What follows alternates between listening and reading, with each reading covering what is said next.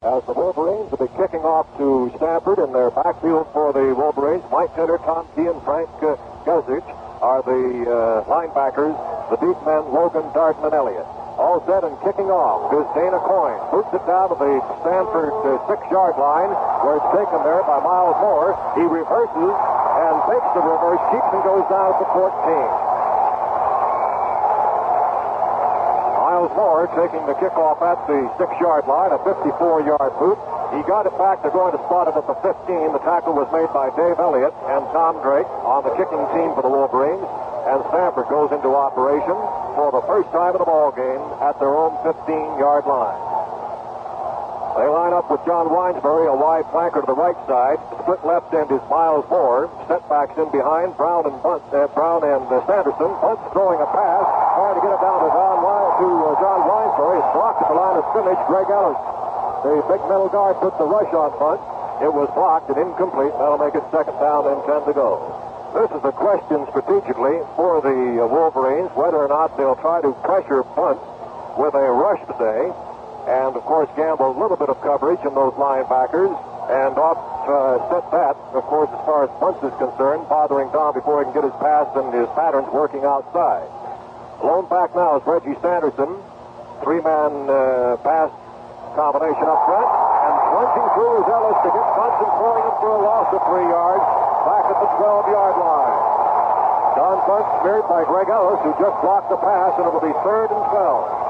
Don, that was obviously the Michigan strategy defensively to put the pressure on Bunts that they could from that front 5. Now he has an obvious threat passing down back there, and watch for those linebackers to shoot through there. Don Bunts working with John Winesbury, the flanker back coming wide to the right. Miles Moore goes out left. Setback for Sanderson and Brown in behind Bunts on a 3rd and 12 situation now for Don. As he goes back, fakes a handoff, swings the pass to left back to Brown, and Brown is running about at about the 16-yard line. Gains no more than 3 yards. So the first time the Indians get their hands on the ball, they're forced into a kicking situation. Mike Taylor stopping Jackie Brown along with Mike Keller coming up from the right end defensively, and Mike Taylor, the All-American linebacker from Detroit. And in to kick for the Indians will be Steve Murray. Back to receive for the Wolverines, Tom Darden and Bruce Elliott, tandem receivers stationing themselves at about midfield. Murray, who is averaging about 37 yards a kick this year, is set, hands outstretched, has the ball, and gets his kick away. A beautiful kick coming down to a fair catch, and fumbled at the 46. There's a scramble for it. We'll see who got it at the 42-yard line. A fumble at the 42. It looks like Stanford has recovered.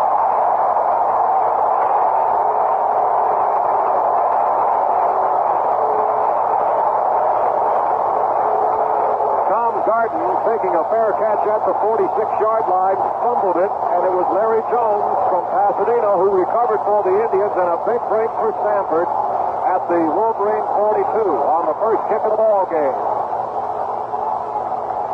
Fumbled by Tom Darden, the safety man for the Wolverines, and here's Stanford moving at the Michigan Wolverine 42-yard line.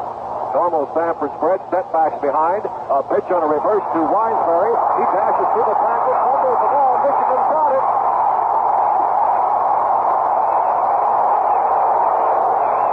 Bruce Elliott recovers John Winesbury's fumble. The execution on the reverse was perfect. John Winesbury coming out of a slot back to the right side from his flanker back spot and running in off over tackle. He gained about 12 yards. And then was hit and fumbled the ball, and Elliott recovers, and the Michigan Wolverines on the attack for the first time this afternoon. Starting at the Michigan 30-yard line, where this time the handoff is given to Taylor.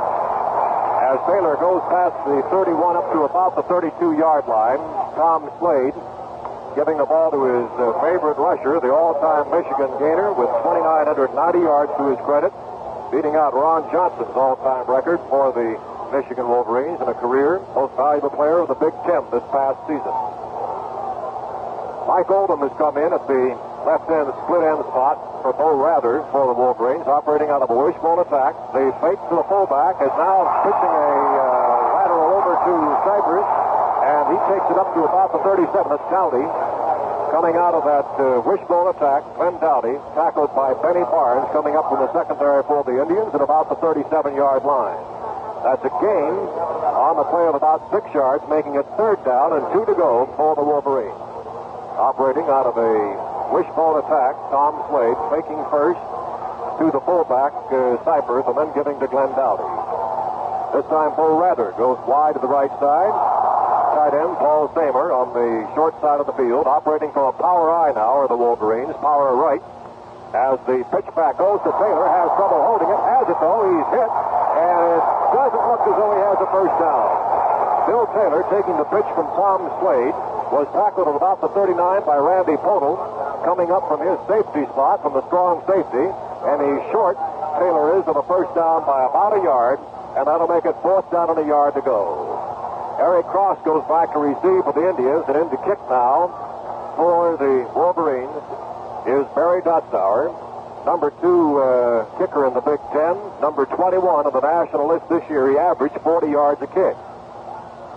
Waiting for the snap, and Dotzauer has it, boots it downfield to about the 20-yard line, where a fair catch is called for by Eric Cross. He's got it to the 20, and there it'll be Stanford's ball, 1st and 10 at the Indian 20. We've got a timeout on the field here in Pasadena at the Rose Bowl with the score, Stanford nothing and Michigan nothing.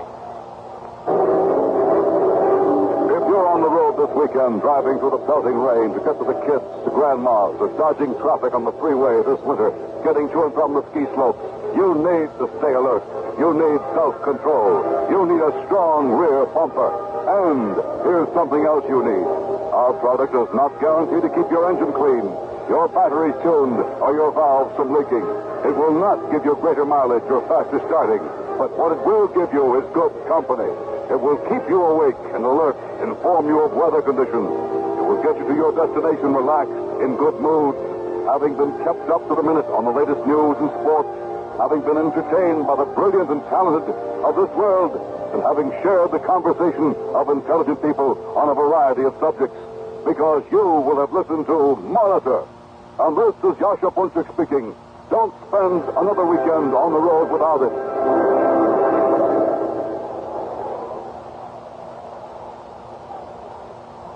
Stanford has the ball actually for the 3rd time today, the 1st time punting, next time then recovering the fumble and advancing before Winesbury's fumble. And the Indians have it at the 21-yard line. Slot back formation right, normal split backs in behind punt. He turns, fakes it, gives it off the line for in a reverse, cutting it over tackle, lowers his head and gets up to about the 24-yard line. Stanford obviously going to reverses and not trying to penetrate that tough inner circle of the Michigan defense. Grambo, Elias, and Beckman. The tackle made on the play by Mike Keller coming up from the right end, and Mike Taylor, the linebacker, stopping Winesbury on the reverse. And that's a gain of about 2.5 yards, makes it 2nd down and 7.5 to go for the Indians now at about their own 23-yard line. Winesbury coming wide to the right side. Miles Moore, the split left end. Setbacks are Sanderson and Brown in behind punts. As Don calls his signals, as he goes back now to throw a pass, shoots it down and completes to the 34-yard line. Caught by Bill Scott, the tight end, up to the 35-yard line for a gain of 12 yards and a 1st and 10 for Stanford. Mike Taylor was on Scott as the tight end, who's caught 31 passes this year and is the number 3 receiver on the Stanford squad, with a pair of sure hands on that one, thrown perfectly right on target by Don Bunch. So it's 1st and 10 for the Indians at the Stanford 35-yard line. Bunch now throwing 3 times, completing 2 of them. Slot back formation on the left side this time as Don again going to the air, looking downfield, throws a short one to Scott over the top to the 45-46, and Bill Scott has about 11 yards on that play for a 1st down. The Indians going to the air with the air attack and reverses and not running anything through the line.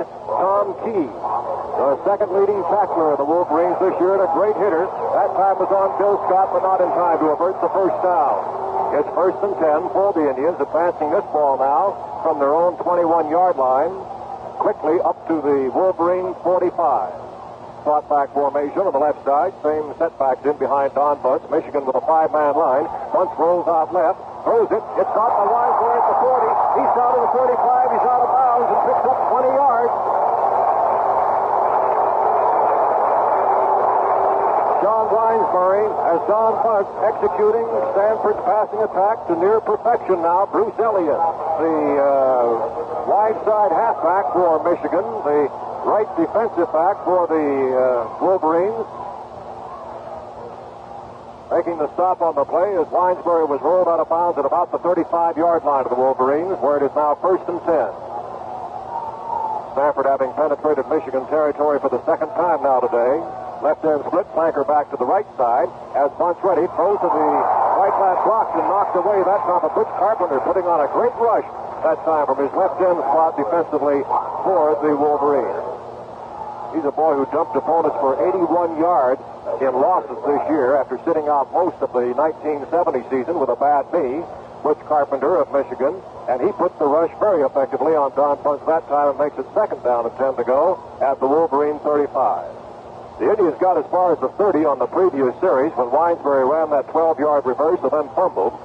As this time, the left end split, flanker back Winesbury to the right side. Sanderson and Brown are in behind Bunce. Don has the ball, drops straight back, throws a quick pass over the top, incomplete, in and out of the hands that time of Jackie Brown. And with Michigan putting a rush on, Bunce is unloading to his backs coming out of that backfield. In that case, Jackie Brown was the primary receiver after the rush. Randy Logan was the man on top of Brown, but Jackie had a clean shot at recovering that, but just couldn't hold it. So to be 3rd and 10 to go for the Indians now at the Michigan 35. Stanford bringing into this ball game the number 2 passing attack of the conference, number 7 nationally. And as Don Kramer mentioned earlier, undoubtedly the best passing attack that Michigan has had to defend against this year. Normal Stanford spread again on 3rd and 10 at the Wolverine 35. Short drop back and a pass to him intended for Brown again is blocked. Tom Beckman putting on the rush.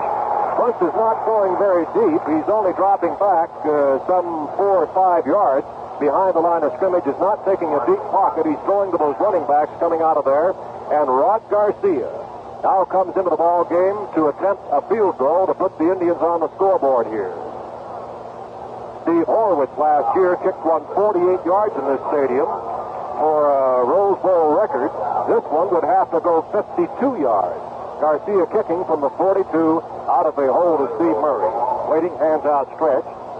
Here's Steve, the ball placed down, kicked, is on its way low. It's going into the end zone for a touchback, and Michigan takes over at the 20-yard line. After Stanford moved the ball to the Wolverine 35-yard line, and the field goal attempt is short by Rod Garcia, and the Wolverines will have it for the 2nd time today at their own 20. We've got a timeout here at the Rose Bowl in Pasadena with about 4.5 minutes of the game gone to this point. And a timeout with a score. Michigan nothing and Stanford nothing. Hi, this is Joe Garagio. Today's Rose Bowl game between Michigan and Stanford is a real crowd pleaser. So is the Polara Air Conditioning Special at your Dodge Boys now. Buy a 72 Polara, custom equipped with power disc brakes, deluxe wheel covers, vinyl roof, and other popular options, and your Dodge dealer can offer you half off the sticker price of factory air conditioning. And ask about Dodge's new electronic ignition system. It provides more dependable starts in cold weather. And if it only saves you one tune-up in all the time you own your car, it'll be worth every penny you paid for it. And there's no better way to start the new year than getting behind the wheel of the newly styled Dodge Polara. So start the new year right. Visit your nearby Dodge Boys. And if you haven't made any New Year's resolutions yet, here's a good one for you. Drive carefully. Michigan on the attack from their 20-yard line. Slade is hit before he can turn around. The pitch is option lateral out that time. He was looking at Glenn Doughty coming out of that formation, and Pierre Perrault was on the back of Slade and hauled him down, throwing him for a 4-yard loss. It'll make a 2nd down and 14 to go for the Michigan Wolverines at the Michigan 16-yard line. The Wolverines have now rushed for a total, taking that 4 away from them, a total of 5 yards. Stanford has 45 through the air, 12 on the ground for 57 for the early stats. Now out of the wishbone attack are the Wolverines again. Slade giving off to Taylor, and Bill is hit at the line of scrimmage. Mike Simone, the right linebacker, piling up Bill Taylor. Still has great balance. He's tough to bring down, but he was met by a frontal attack on the Stanford defense led by Mike Simone that time from Garden Grove, California, completing his career as a senior here today. Gain of about 1.5 yards for Bill Taylor, and that'll make it 3rd down and about 12 to go. Rick Cyphers has left the ball game for the Wolverines, and Ed Shuttlesworth from Cincinnati, a sophomore and a great one for the Wolverines, is now running out of the I formation. As here's Slade going back to full pass, cocks his arm, shoots it downfield, intercepted by Benny Barnes. He has it for the Indians at the 45, and down there at that point. The whistle sounds, he stops at the 43, and the Indians have the ball.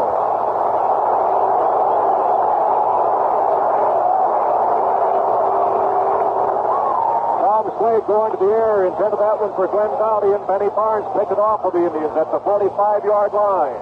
So it's Stanford's ball for the 4th time today, and again they have good field position as they'll start from the Michigan 43. Benny Barnes intercepting for the Tribe.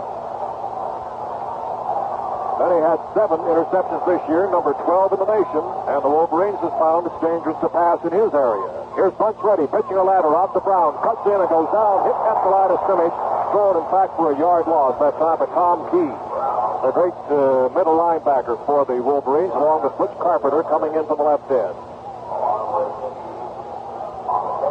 It's 2nd down now for Stanford at the Wolverine 45-yard line. Stanford is in possession for the 4th time today. Their deepest penetration has been to the Michigan 30, where Winesbury fumbled. The last time they went as far as the 35, where Rod Garcia missed the field goal. Slot back are the Indians now to the right side. As here's Bunce coming out to the right, throws a pass, caught the 45-yard line, but Jackie Brown at the 40. He's hit out of bounds at about the 37-yard line. Frank Guzik making the stop on the play. Frank Guzik, who plays that wolf position. He, along with Bruce Elliott, the right halfback defensively, Tom Key, the middle linebacker, and Butch Carpenter. They're the 4 that go to the strong side defensively for the Wolverines. In other words, they rotate their defense into the zone of strength in their estimation of where Stanford's going to line up. That is, with their flanker back in some occasions. If they'll slot, then those 4 will cover that side defensively against the slot. This time the flanker back is left, and Elliott, Guzik, Carpenter, and Key are on that right side. Here's Winesbury trying that reverse again. He's now at the 38-yard line. John Winesbury going down at the 38-yard line. Actually lost about 1 yard, making it 4th down. Butch Carpenter and Greg Ellis in that front 5 for the Wolverines, putting the stop on the reverse that time. Michigan has seen that play enough today to know that it's part of Stanford's playbook for this ball game, and they're alert to it. And Rod Garcia, again, will be kicking this time from the 45-yard line. He'll have to kick it 55 yards. Waiting now is Murray. This would be 7 yards further than any Rose Bowl field goal in history. As Steve Murray places it down, the kick is on its way. This one has more distance, but it's wide to the left. It goes into the end zone. And Stanford figuring, obviously, that it is good as a punt. In this case, it is coming back to the Wolverines for the 3rd time today. Michigan taking over, and this time at their own 20-yard line. We have about 7:50 to go in the 1st quarter. No scores yet between Michigan and Stanford. Stanford has had the ball 4 times.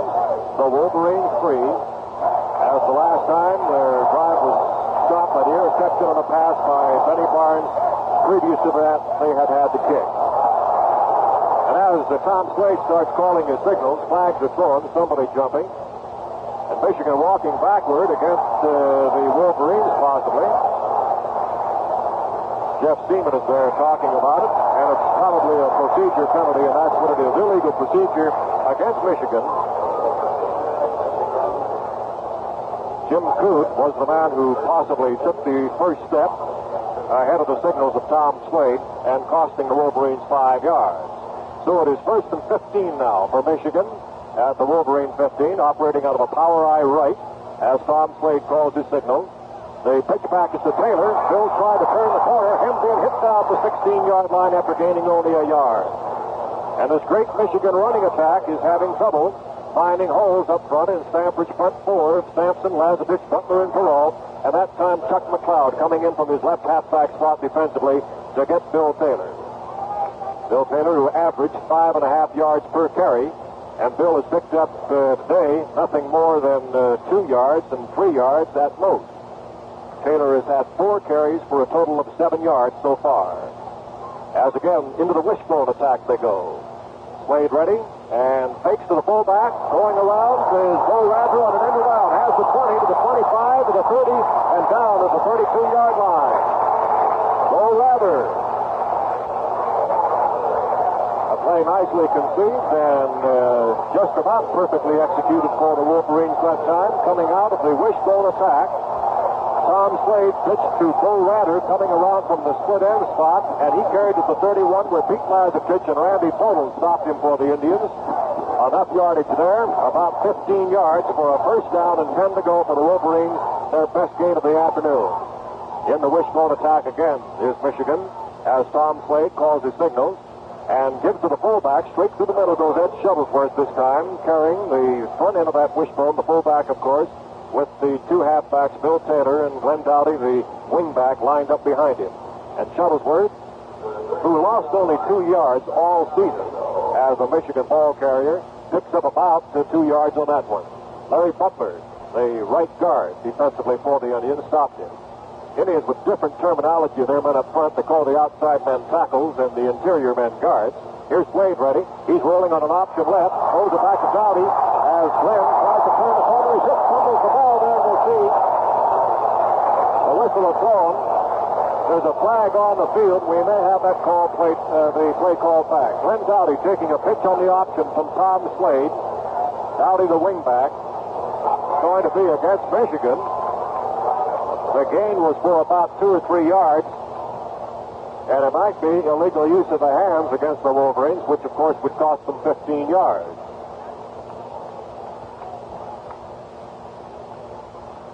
Stanford, of course, would have the option of giving them a yard on the play and taking the down away from the Wolverines. We have about 6 minutes to go in this first half. Still scoreless between Michigan and Stanford. And they're going to take the penalty, the Indians, setting Michigan back to its 18-yard line and making it now second down. Second down and about 24 to go. Bo Rather comes back in at the split end spot in place of Mike Oldham. This time Dowdy goes to the wide flanker right. Rather split out left in the eye. Taylor and Shuttlesworth behind Slade. As Tom gives it off, Taylor, he sailed back to the 17-yard line by Pete Lazarkich, who came pouring through and got him at about the 17-yard line. Anything, it's a gain of about a yard, makes it third down, and 23 to go for Michigan at the Wolverines 17. And the Stanford defense is looking tough this afternoon. Mike Oldham comes back in for Bo Rather, as Bo Schembrecher is shuttling his split ends, and obviously calling some plays for Tom Slade. Left end split, flanker back to the right, out of the I formation again. This time the bootleg rolling right. Slade throwing a pass, caught at the 30-yard line, taken on the 30-yard line that time by Paul Seymour, the tight end from Berkeley, Michigan. A great blocker and a pass catcher on that particular play, Paul Seymour, the brother of Chicago Bears Jim Seymour. A junior with 1 year to go, having won his letter last year as a sophomore. This year as a junior, Paul Seymour. That was a gain of about 11 yards and makes it fourth down and 11 to go for Michigan and back into a punt formation on the Wolverines. Back to kick for Michigan is Barry Dotzauer. Back to receive for the Indians, Jim Ferguson and Eric Cross. Here's the kick on its way, coming down to Cross at the 23. He's up to the 25 to 30. Slips and falls, goes down to the 35-yard line. He ran it back about 12 yards. And we've got a timeout here on the field. Timeout called. And with 4:30 left to go in the first half, the first quarter, the score, Michigan nothing and Stanford nothing. This is Russ Ward. From Washington, Saigon, Moscow, or the moon, NBC News spans the earth and space with dramatic up-to-the-minute coverage every hour of the day. In addition, NBC's exclusive hotline service immediately documents headline events in a world that changes every instant. Whether it's a surprise press conference at the White House, the United Nations emergency session, a sudden malfunction during a space flight, the story is on the air in minutes, with speed, reliability, and accuracy via the NBC hotline.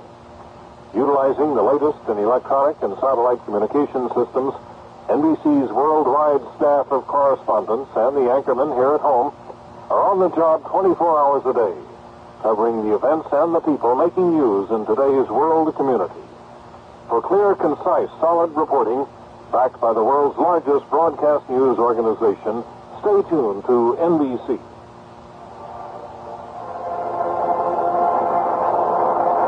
Plays resumed here in Pasadena at the Rose Bowl with 4:30 left to go in the first quarter. The score, 0-0. Stanford has the ball for the fifth time today in operation at the Indian 34-yard line. Don Bunce with a slot back right, rolls out left, cocks his arm, throws a pass, incomplete at the 40-yard line, intended for Reggie Sanderson, and broken up in the secondary by Randy Logan.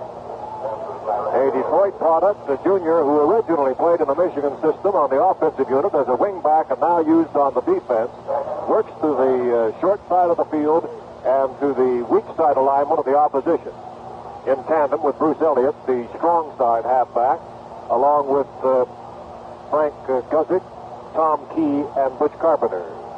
Now the slot back again lined up right for the Indians. Don Bunce has Sanderson and Brown in behind him. The handoff to Brown, and Jackie gets up to about the 37-yard line, no further. About 3 tough yards that time before Tom Key slowed him up.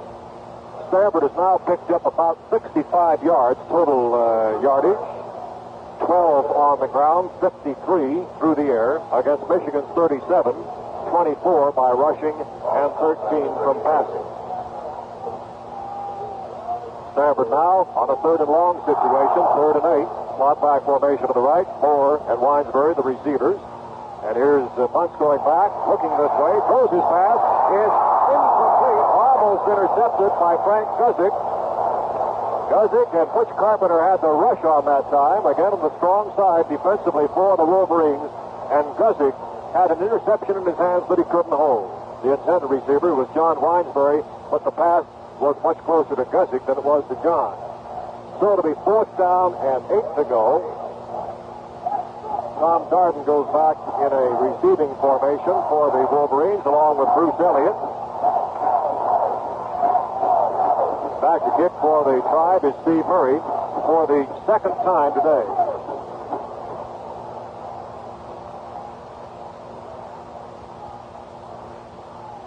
Waiting for the snap from center. And the kick by Murray is on its way, getting it downfield where it is taken by Elliott, and he gets up to about the 30-yard line with no return that time. That kick carrying just about 28 yards that time to the line of scrimmage, no return. 1st and 10, Michigan. Let's pause 10 seconds now for station identification. This is the NBC Radio Network. This is WGY, a General Electric Broadcasting Company station, Schenectady, New York.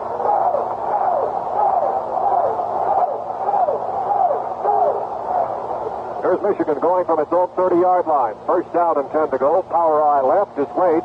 Gives it off to the lead man, the fullback, Shuttlesworth.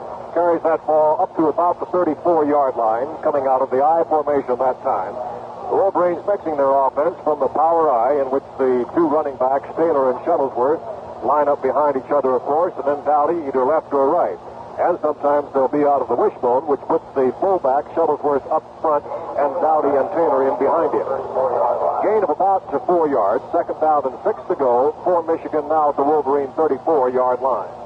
This time the power eyes to the left. 2 tight ends in action. Tom Slade fakes to the fullback, pitches a lateral to Taylor. Taylor up to the 40, still bucking and going to the 43 after breaking the tackle.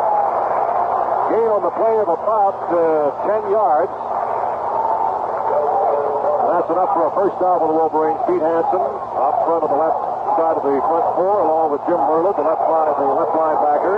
Benny Barnes, the safety man, to get him at the 43-yard line of Michigan, where it is 1st down and 10 to go now for the Wolverines. This is their deepest penetration the Wolverines have had now. Their first drive ended up at their 39-yard line, and they're now 4 yards past that. Here's a lateral from Taylor back to Dowdy. Dowdy, the wingback, carries the ball and is hit out of bounds after getting about 3 or 4 yards. Tackled by Benny Barnes, hit out of the near sideline. And that'll make it now second down and about 6 to go for the Wolverines, advancing closer to midfield now with 2:30 left to go in the first quarter and no score in the ball game yet. Mike Simone has left the ball game for the Indians, going over to the Stanford bench across the way and limping a bit. Here's Mike Oldham going wide to the right side for Michigan. They line up in the power eye right. Tom Slade, the quarterback, calls his signal.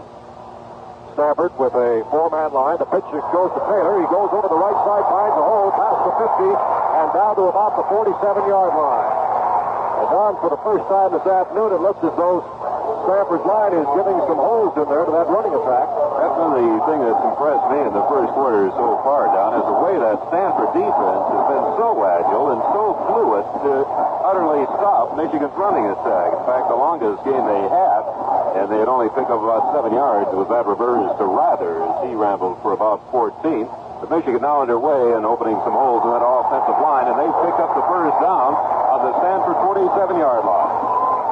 Mike Oldham was the boy who opened up that hole that time for Taylor with a beautiful block on the left side. It'll make it first and 10 to go for the Wolverines, now operating at the Stanford 47-yard line, and the first time the Wolverines have penetrated Indian territory today.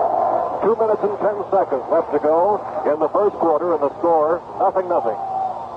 Again from the power eye to the right side as Slade hands it off to the fullback, Shuttlesworth. Ed carries that ball up past the 45-yard line by about a foot. Just at the 45, gaining a yard and a half, where Pete Lazardich made the stop. This is the 6th game between these two teams in their gridiron history. Michigan won the first 3 back in 1902, of course, the inaugural Rose Bowl game. They beat the Indians 49-13 in 1947, and then 2 years later beat them 27-7. Stanford won in 1951 and 52, the last 2 times they've met. This being the 6th time. Here again is Slade. He fakes to the fullback. He's hit in trouble and hit back to the Michigan 49-yard line. Tom Slade, after faking off to Shuttlesworth, was hit by Pete Lazardich first, and then Pierre Perrault coming up to help on the Indian attack. And that's a loss on the play, making it 3rd down now, and about 14 to go for the Wolverines. Tom Slade going down.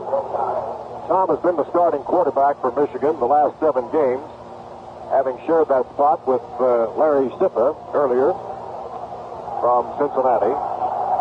As Slade is ready now in a 3rd and long situation, 3rd and 14. Tom drops straight back, is in trouble, escapes it, still going, hit and breaks away at the 50, the 45, the 40, the 35. He's down to the 34 for a first down for the Wolverines.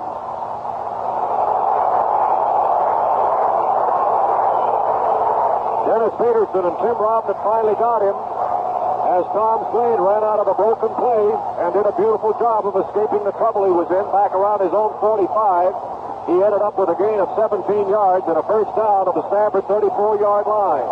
And for the first time today now, the Indian defense is in trouble as Michigan breaks its huddle, coming up in its maize and blue uniforms, the sun beaming down out of a cloudless sky here in Pasadena today. Power eye formation to the right side, 2 tight ends. The handoff is given to the fullback, Shuttlesworth, and he carries it up to about the 30-yard line. Ed going about 4 yards on the play. As we have about 5 seconds left to go now in this first quarter of action here at the Pasadena Rose Bowl, with no score yet, as Michigan will not get time for a play. And there we have it, the end of the first quarter here at the Rose Bowl. With the score, Stanford nothing and Michigan nothing.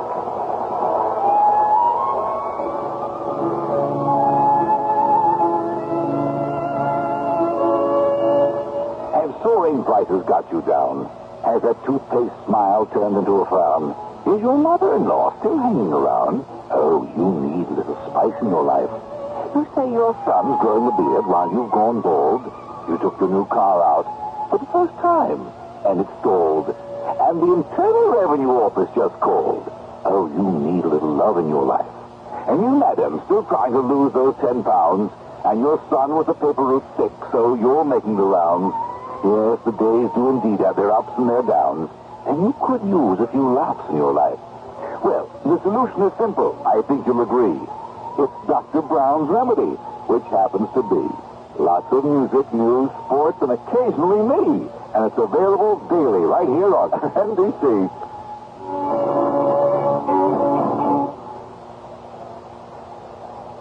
Nothing ball game in the first 15 minutes of action, and Don Kramer has some stats up to date for us. Well, Michigan on this drive now has picked up some sizable yardage. They've gained about 77 yards, about 13 more than Stanford so far, Don. Here's Michigan at the line of scrimmage now. Power I formation right. Split end is Bo Rather. Slade has it. Pushes back to Taylor. Taylor over the left tackle. Past the 25 down to the 24-yard line.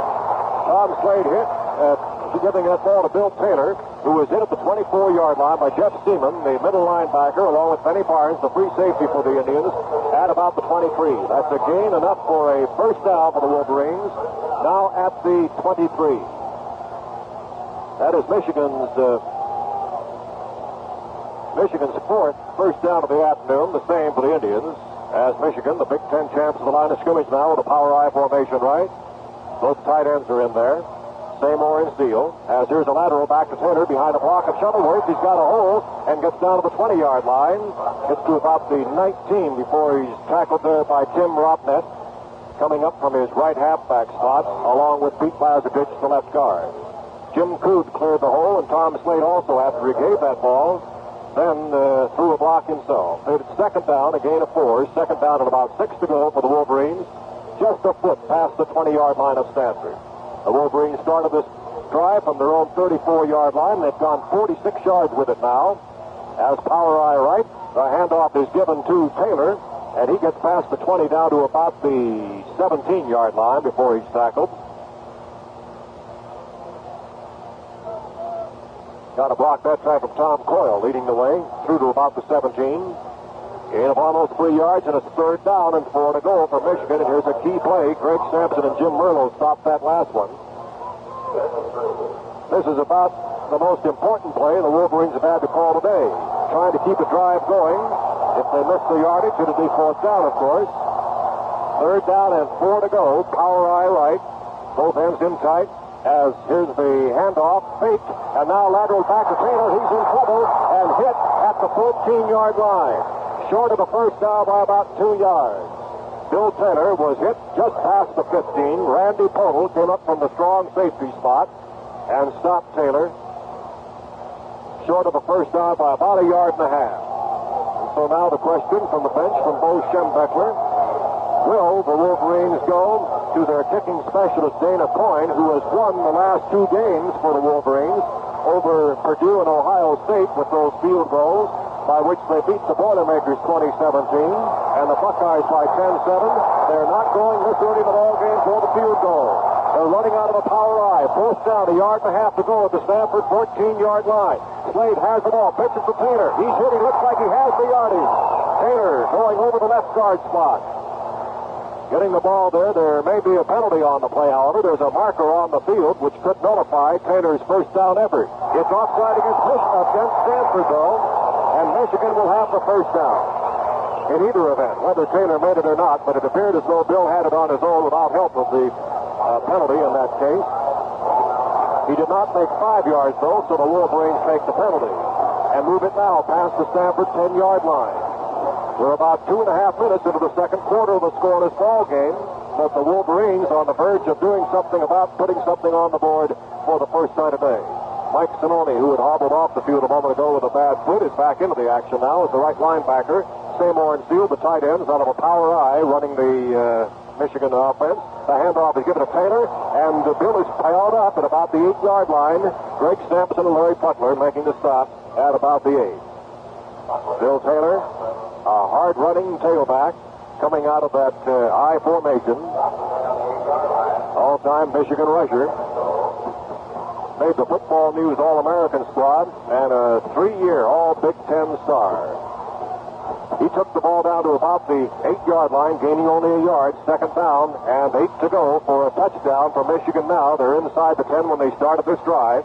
Power I formation to the left. As Slade has the ball, pitches to Taylor again. He's tackled to about the 7-yard line. Piled up. And the yardage coming tough here for the Michigan Wolverines against the determined Stanford defense at the 7-yard line. A gain of 1 yard makes it third down. That time Greg Sampson again leading the defensive charge on Bill Taylor. as Tom Slade relying just about solely on his tailback Taylor now inside the 10-yard line. Remember, this drive started back at the 34-yard line. It had to go from that distance, a distance of 66 yards, and they have all but 7 of it. Here's Slade rolling out left, looking as though he wanted to pass. Didn't he? Trapped behind the line of scrimmage at the 13. Mike Simone got him coming out from the right side linebacker spot and got Slade. It looked as though Tom wanted to throw the ball. He couldn't find the receiver clear in the end zone. He started to run it and was hit from behind. And here comes Dana Coyne in to attempt a field goal for the Wolverines. Slade will be holding and kicking from about the 20-yard line. A 30-yard kick needed from Dana Coyne, who hit 7 for 12 this year. He's ready, and a talented one. The kick on its way. It has distance, and it is good for Michigan. Michigan scores and takes a 3-0 lead with a timeout in the field. 10:15 left to go in the half, and the score now: Michigan 3 and Stanford nothing. This is Wilson Hall, NBC News. What exactly constitutes news in broadcast journalism? What are the things that must be considered? And what has experience and history taught us? Most correspondents agree that when an unimpeachable source disagrees with an unquestioned authority, that's news. The salt talks are much in the headlines today, and the main stumbling block to reaching an agreement seems to be that the disarmament is like a party. No one wants to arrive until everyone else is there. When it comes to political issues, much may rightly be said on both sides, and always is. And a good reporter doesn't just cover a story. Often, he uncovers it. We are also aware that many people today are influenced more by what they suspect than by what they know. That's why NBC News gives you the facts. The reports are accurate, reliable, and up to the minute. And you'll hear them on NBC Radio. As Michigan kicks off, Dana Coyne has just put the Wolverines, the Big Ten champs, in front here by 3 points. It took these two teams about 20 minutes to get on the scoreboard, Stanford failing on 2 longer field goal attempts from the 42-yard line on one occasion and from the 45 at another by Rod Garcia. And the Wolverines have a lead 3-0 as Coyne comes forward, kicks off, a short one coming down and pounding at the 20-yard line. More after it. Miles has it at the 16, comes to 20, still to feet. He's fumbled the ball, it's loose, and we'll see who got it for 32. It looks like Michigan has it.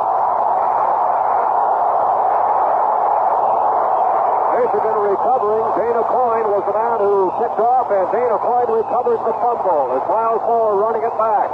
Was hit at the 30-yard line, goes down, and the Wolverines get a big break and start a drive now at the Stanford 32-yard line. Obviously, great field position, and what could be a turning point for another Michigan score as the Wolverines break the huddle, come up the line of scrimmage now. Bo Rather goes wide to the right side, running out of the power eye as Tom Slade has the ball, hands it off, this time to Taylor, and Taylor goes past the 30 down to about the 28-yard line. That's the second Stanford loss of possession by fumbling today. During the course of the season, the Indians lost 16 of their 27 fumbles. They had 16 passes intercepted and actually had a turnover in their favor, though, of 9 over the course of the season. Michigan didn't do many favors for its opposition. They, as a matter of fact, had a surplus of 18 turnovers. Here's the lateral, back to Taylor, trying to turn the corner. He's hit behind the line of scrimmage at the 32-yard line. Bill Taylor again taking that pitch back from Tom Slade, tackled by Randy Podol, the strong safety, coming to that strong side of Taylor.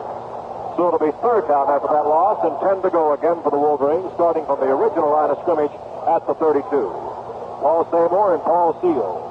The 2 tight ends are in there. Steele comes off the field now, and Bo Rather comes in to operate from a split end position. Glenn Dowdy is a flanker back right. Out of the I formation goes Slade, throwing a pass, throwing to Dowdy. He's got it to the 23-yard line. He's short of a first down, though, by about 2 yards. Glenn Dowdy taking the pass. The Wolverines, of course, are not a passing team. They averaged only 62 yards a game through the air this year. Dowdy caught 14 of them and takes that one at about the 23, where it is 4th down and about 1.5 yards to go. and the Wolverines are going for the yardage. They're operating out of a power eye to the left side. Tom Slade has the ball, hands it off to Shuttlesworth, the fullback. He stopped. I don't believe he made it. We'll see. It looks as though he stopped short of the first down. Stanford ball.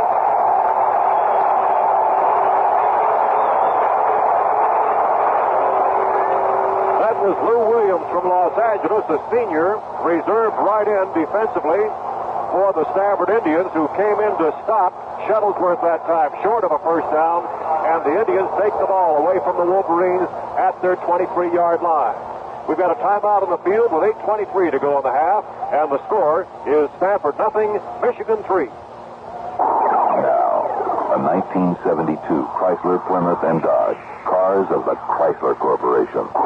Short flight transmission, unibody construction, torsion bar suspension. And now, the Chrysler Corporation is in front again with electronic ignition, which means more dependable ignition voltage, up to 35% more voltage to fire the spark plugs at starting, and less need for ignition tune-ups. Engineering excellence in every Chrysler Corporation car. That's what we're driving at.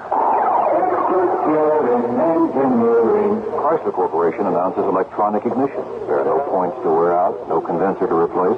The system is virtually maintenance-free.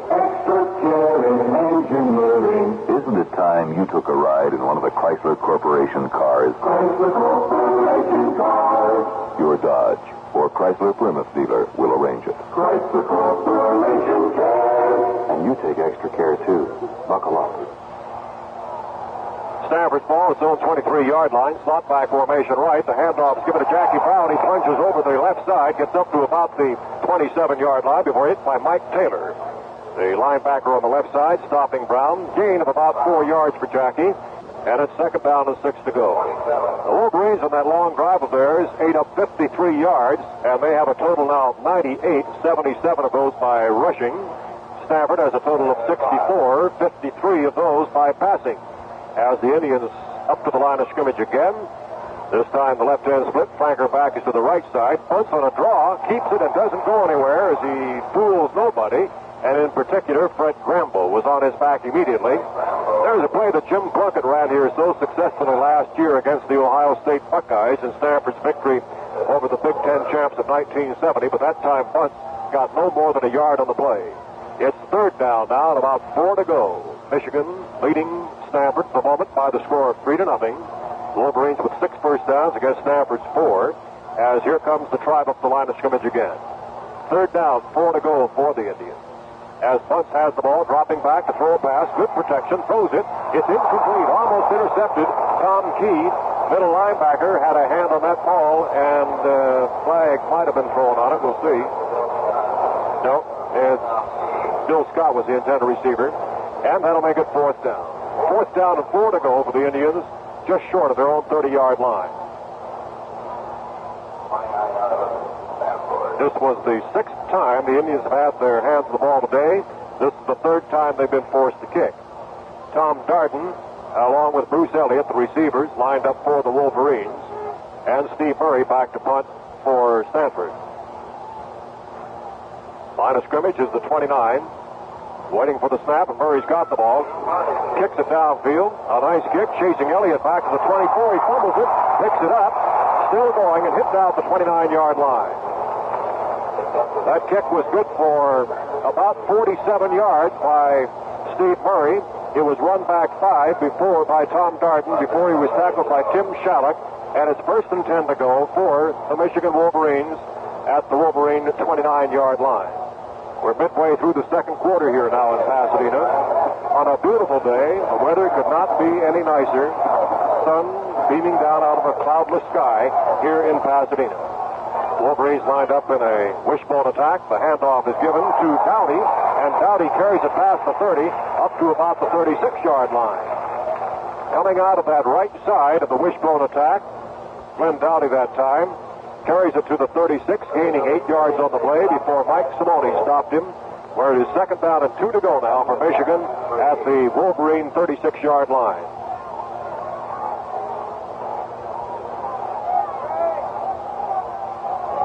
Again, Tom Slade has his team in the wishbone. The handoff is given to Taylor, and Taylor is filled for the line of scrimmage. Bill hit quickly by Jim Merlo, closing the hole on the left side. Merlo from Sanger, California, a former JC All-American from Fresno City College up in the San Joaquin Valley of California. Bill Taylor running that ball again. He gained about a yard and a half on the play, making it third down now, and about 1 to go for Michigan. Big play for the Wolverines, ball control type of play. As Bo Ratter now goes wide the left side. Running backs in the eye behind Tom Slade. Tom calling his signals, has the ball, pitches to Taylor again. He gets the yardage past the 40 and up to about the 42-yard line. As Bill Taylor goes for about 4 yards before tackled by John Ferguson that time. Michigan this year has always had a big second quarter. As a matter of fact, their second and fourth periods have been their most productive as far as scoring is concerned. Stanford has done more scoring in its second period. They have yet to score in this ball game, however. With 5.5 minutes to go in the first half, the score is still Michigan 3, Stanford nothing. Here's the handoff given to Taylor again, walking over the left side past the 45 and up to about the 47-yard line, gaining 5 more yards on that one. Third down conversions now as Michigan is working with a second down here. Michigan's converted 7 of the, we'll have these statistics on the third down conversions for Michigan. Working from a wishbone attack again. Left hand split. Here's the pitch back to Taylor, trying to turn the right corner. Doesn't. Hit behind the line of scrimmage. Back at about the 43-yard line. So it'll be now third down and long yardage for Michigan, trying again a third down conversion here with Charlie McLeod made the stop on that last play for the Indians.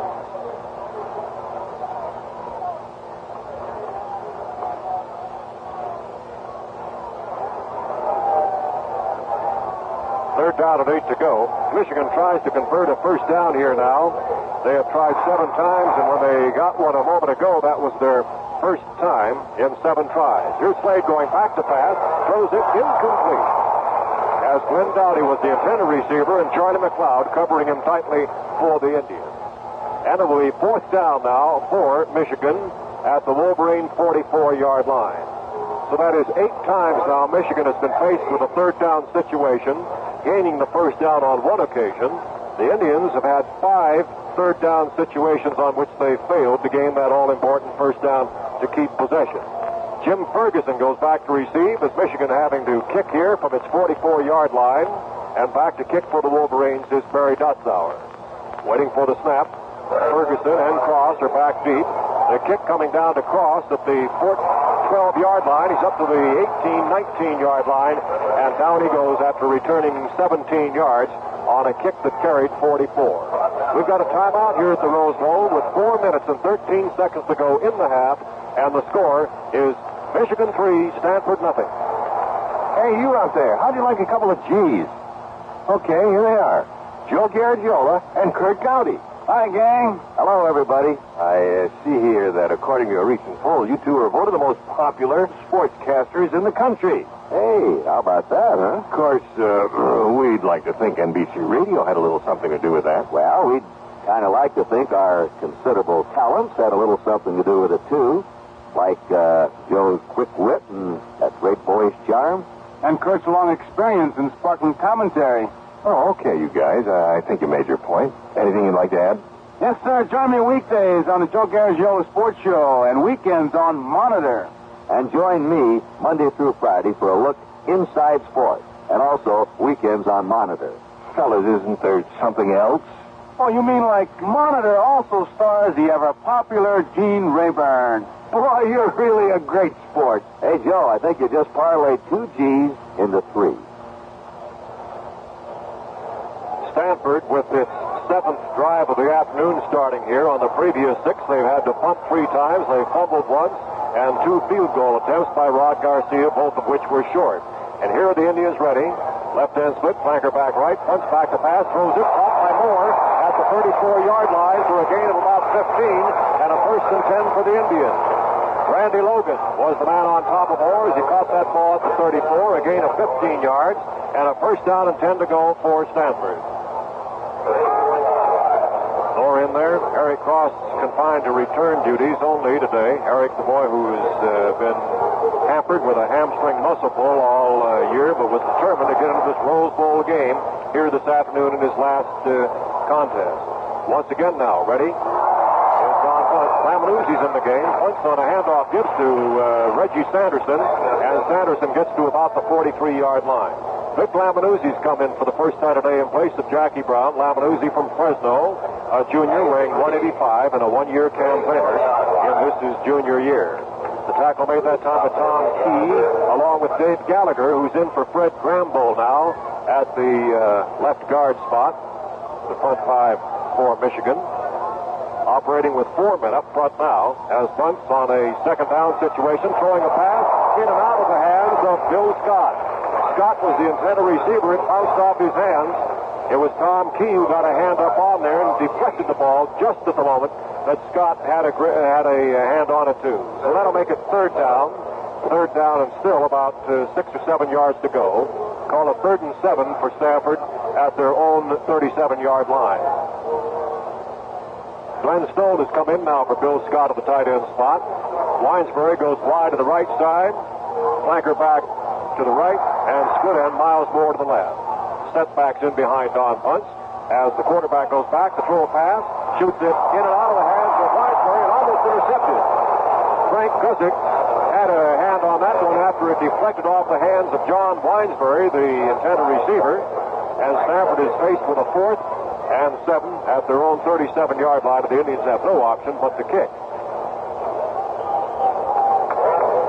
Once throwing his 15th pass of the afternoon that time, has completed 6 of them.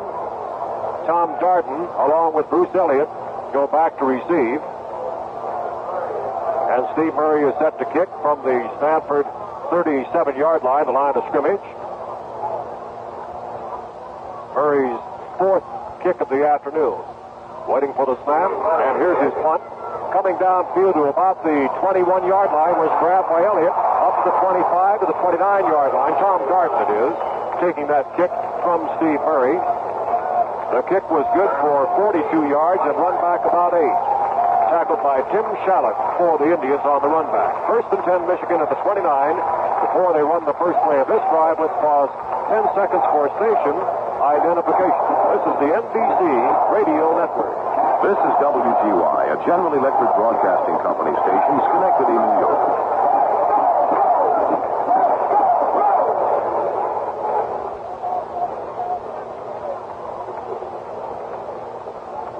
Well, Michigan has the ball for the 7th time today now. Out of their previous 6, they have been forced to kick on 3 occasions.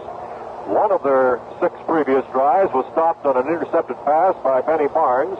They lost the ball on downs to Stanford's defense at the Indian 23, the 5th time they had their hands on the ball.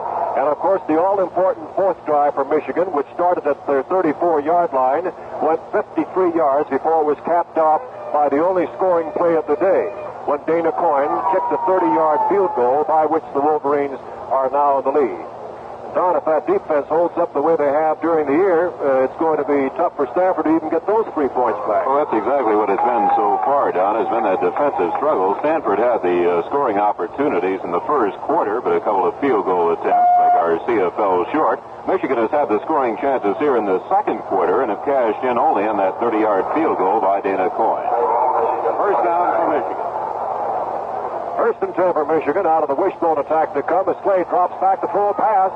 Runs out of the pocket, goes to his left at the 30. He's got a block at the 35 to the 40 and hits out the 40-yard line and gains about 10 yards on the play before Randy Pownall stopped him for the Indians.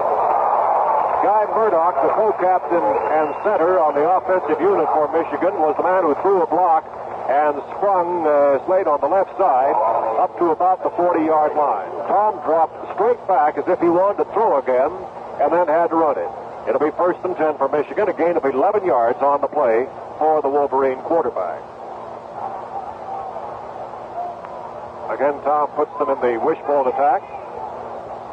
Has the ball, fakes, end around, Bo Rather coming wide to the right.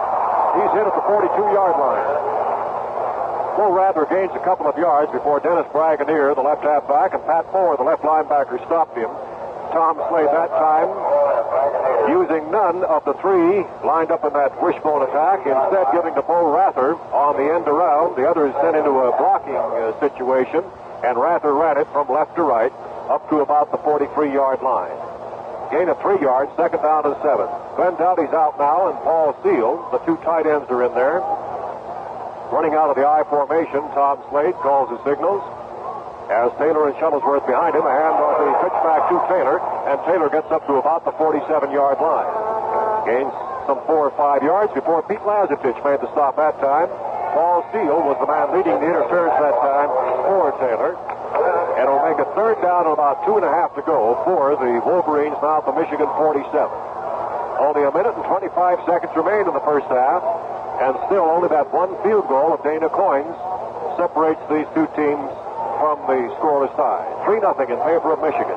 Taylor now has carried 20 times today, has 52 yards. As they operate out of a power I, they pitch back to Glenn Doughty, and Doughty carries it to midfield, struggling for more yardage with a second effort, beautifully done by Glenn Doughty that time. Goes past the 50 and down to about the 48-yard line before Benny Barnes, the first man to hit him, and then Mike Simone following up. Michigan stopping the clock now, having moved it into Stanford territory to a first down at the 48-yard line. The Wolverines have called for a timeout, having started this drive at their own 29-yard line, and they've gone about 23 yards with it. With a minute and 5 seconds to go in the first half. The score reading Michigan 3 and Stanford nothing. If Stanford were to come from behind today and beat Michigan, they would have a rather unique distinction amongst the Pacific 8 teams. The Indians would be the only team in the conference to hold even with Michigan in years past in the gridiron rivalries between Michigan and the other Pac-8 teams. They have defeated Cal in 4 out of 6 games. They have won 5 straight in their past series against Washington. They beat USC 3 out of 4 times, beaten only by the Trojans of the Rose Bowl team of 1970. They have blanked UCLA in 3 meetings. They've beaten Oregon in the only 2 games between the 2 teams, and they have also won 3 straight from Oregon State. But Stanford came into this game with 2 victories in 5 between the 2 teams, and if Stanford were to win today, it would be the first team of the Pac-8 to hold even with Michigan. As the Wolverines are ready, 1st and 10, Slade back, rush, and in trouble, hit back to the Stanford 48. Greg Sampson piles him up. Sampson doing a great job defensively for the Indians today. He threw Slade for about a 4-yard loss that time, back to the 48-yard line. We're to be second down and 14 to go now. The Wolverines not using a huddle. Slade hurrying, throwing out of bounds, and that'll stop the clock with 40 seconds. Intended for Bo Rather that time. Wolverines calling a couple of plays of time in the huddle, going into their closing minute offense, usually predetermined, of course. And the line of scrimmage, the 48-yard line, where it's 3rd and 14 now to go for the Wolverines at their 48. Stopping the clock with a timeout. So now with a 3rd and 14, Michigan is faced with its 10th third down situation of the afternoon. Out of the previous 9, they have converted twice to the first down. As here goes Slade, back to throw a pass, shoots it over the middle, blocked and deflected, and a flag has been thrown on the play. We may have interference downfield against the Indians. Glenn Doughty was the intended receiver. Tim Robnett was the man on him down there, and Tim possibly bumped Doughty after the pass was in the air, was blocked, and would have had no effect, of course, on the reception. Now they're bringing it back to the original line of scrimmage, however. We'll see whether the penalty may be against Michigan.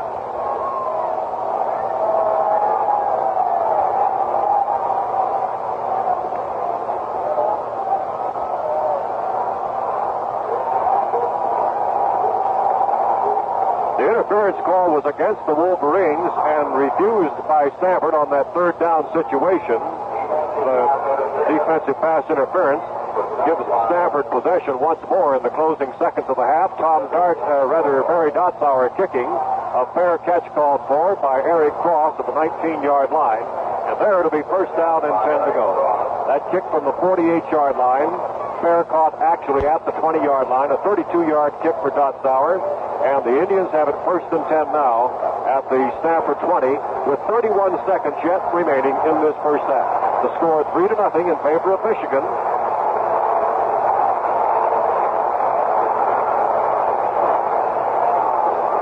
Stanford is 80 yards away from that Michigan goal line, having been forced to kick on its last 3 drives, punting 4 times out of 7 so far today.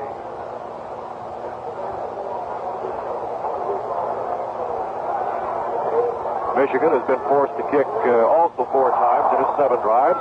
As here's Bunce on a handoff, giving the ball to Sanderson, who comes through the middle, gets up to about the 27 before Mike Keller makes the stop on him for the Wolverines. Mike Keller, the right end from Grand Rapids, Michigan. Gain of 7 yards. Indians calling plays in sequence in their huddles too. As Bunce is ready without a huddle. Slot back formation right. Don goes back to throw a pass, shoots it out to the right side to Winesbury, over his head, incomplete, out of bounds. Don Bunce intending his pass for John Winesbury, and it's out of bounds, stopping the clock with only 6 seconds remaining now in this first half of play. It'll be a third down for the Indians at their 27-yard line. Scores Michigan 3, Stanford nothing on Dana Coyne's 30-yard field goal. The 4th time that Michigan had its hands on the ball today. Here comes Stanford again, breaking his huddle. Miles Moore, split end, goes wide to the right. Sets up a slot there in which John Winesbury is operating. Setbacks behind Bunce as Don goes back to pass. Looks downfield, throws it 25 yards.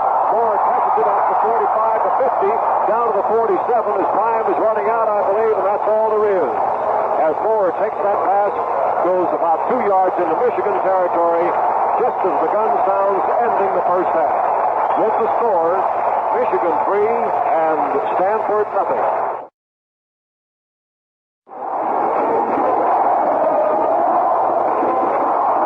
Back once again at Pasadena, California, as we're ready to start the second half of action, with Michigan leading the Stanford Indians by a score of 3-0. And to start this final 30 minutes of this 58th Rose Bowl game, the Indians will kick off to Michigan. Michigan defending the south goal, Rod Garcia, who stands only 5'9", a 155-pound sophomore from the state of California. A soccer-style kicker has set that ball down on the 40-yard line. Michigan utilizing triple safety. Standing back at the goal line is Bo Rather, along with Glenn Dowdy and Billy Taylor up at the 5. Michigan clinging precariously to a 3-0 lead in this Rose Bowl game.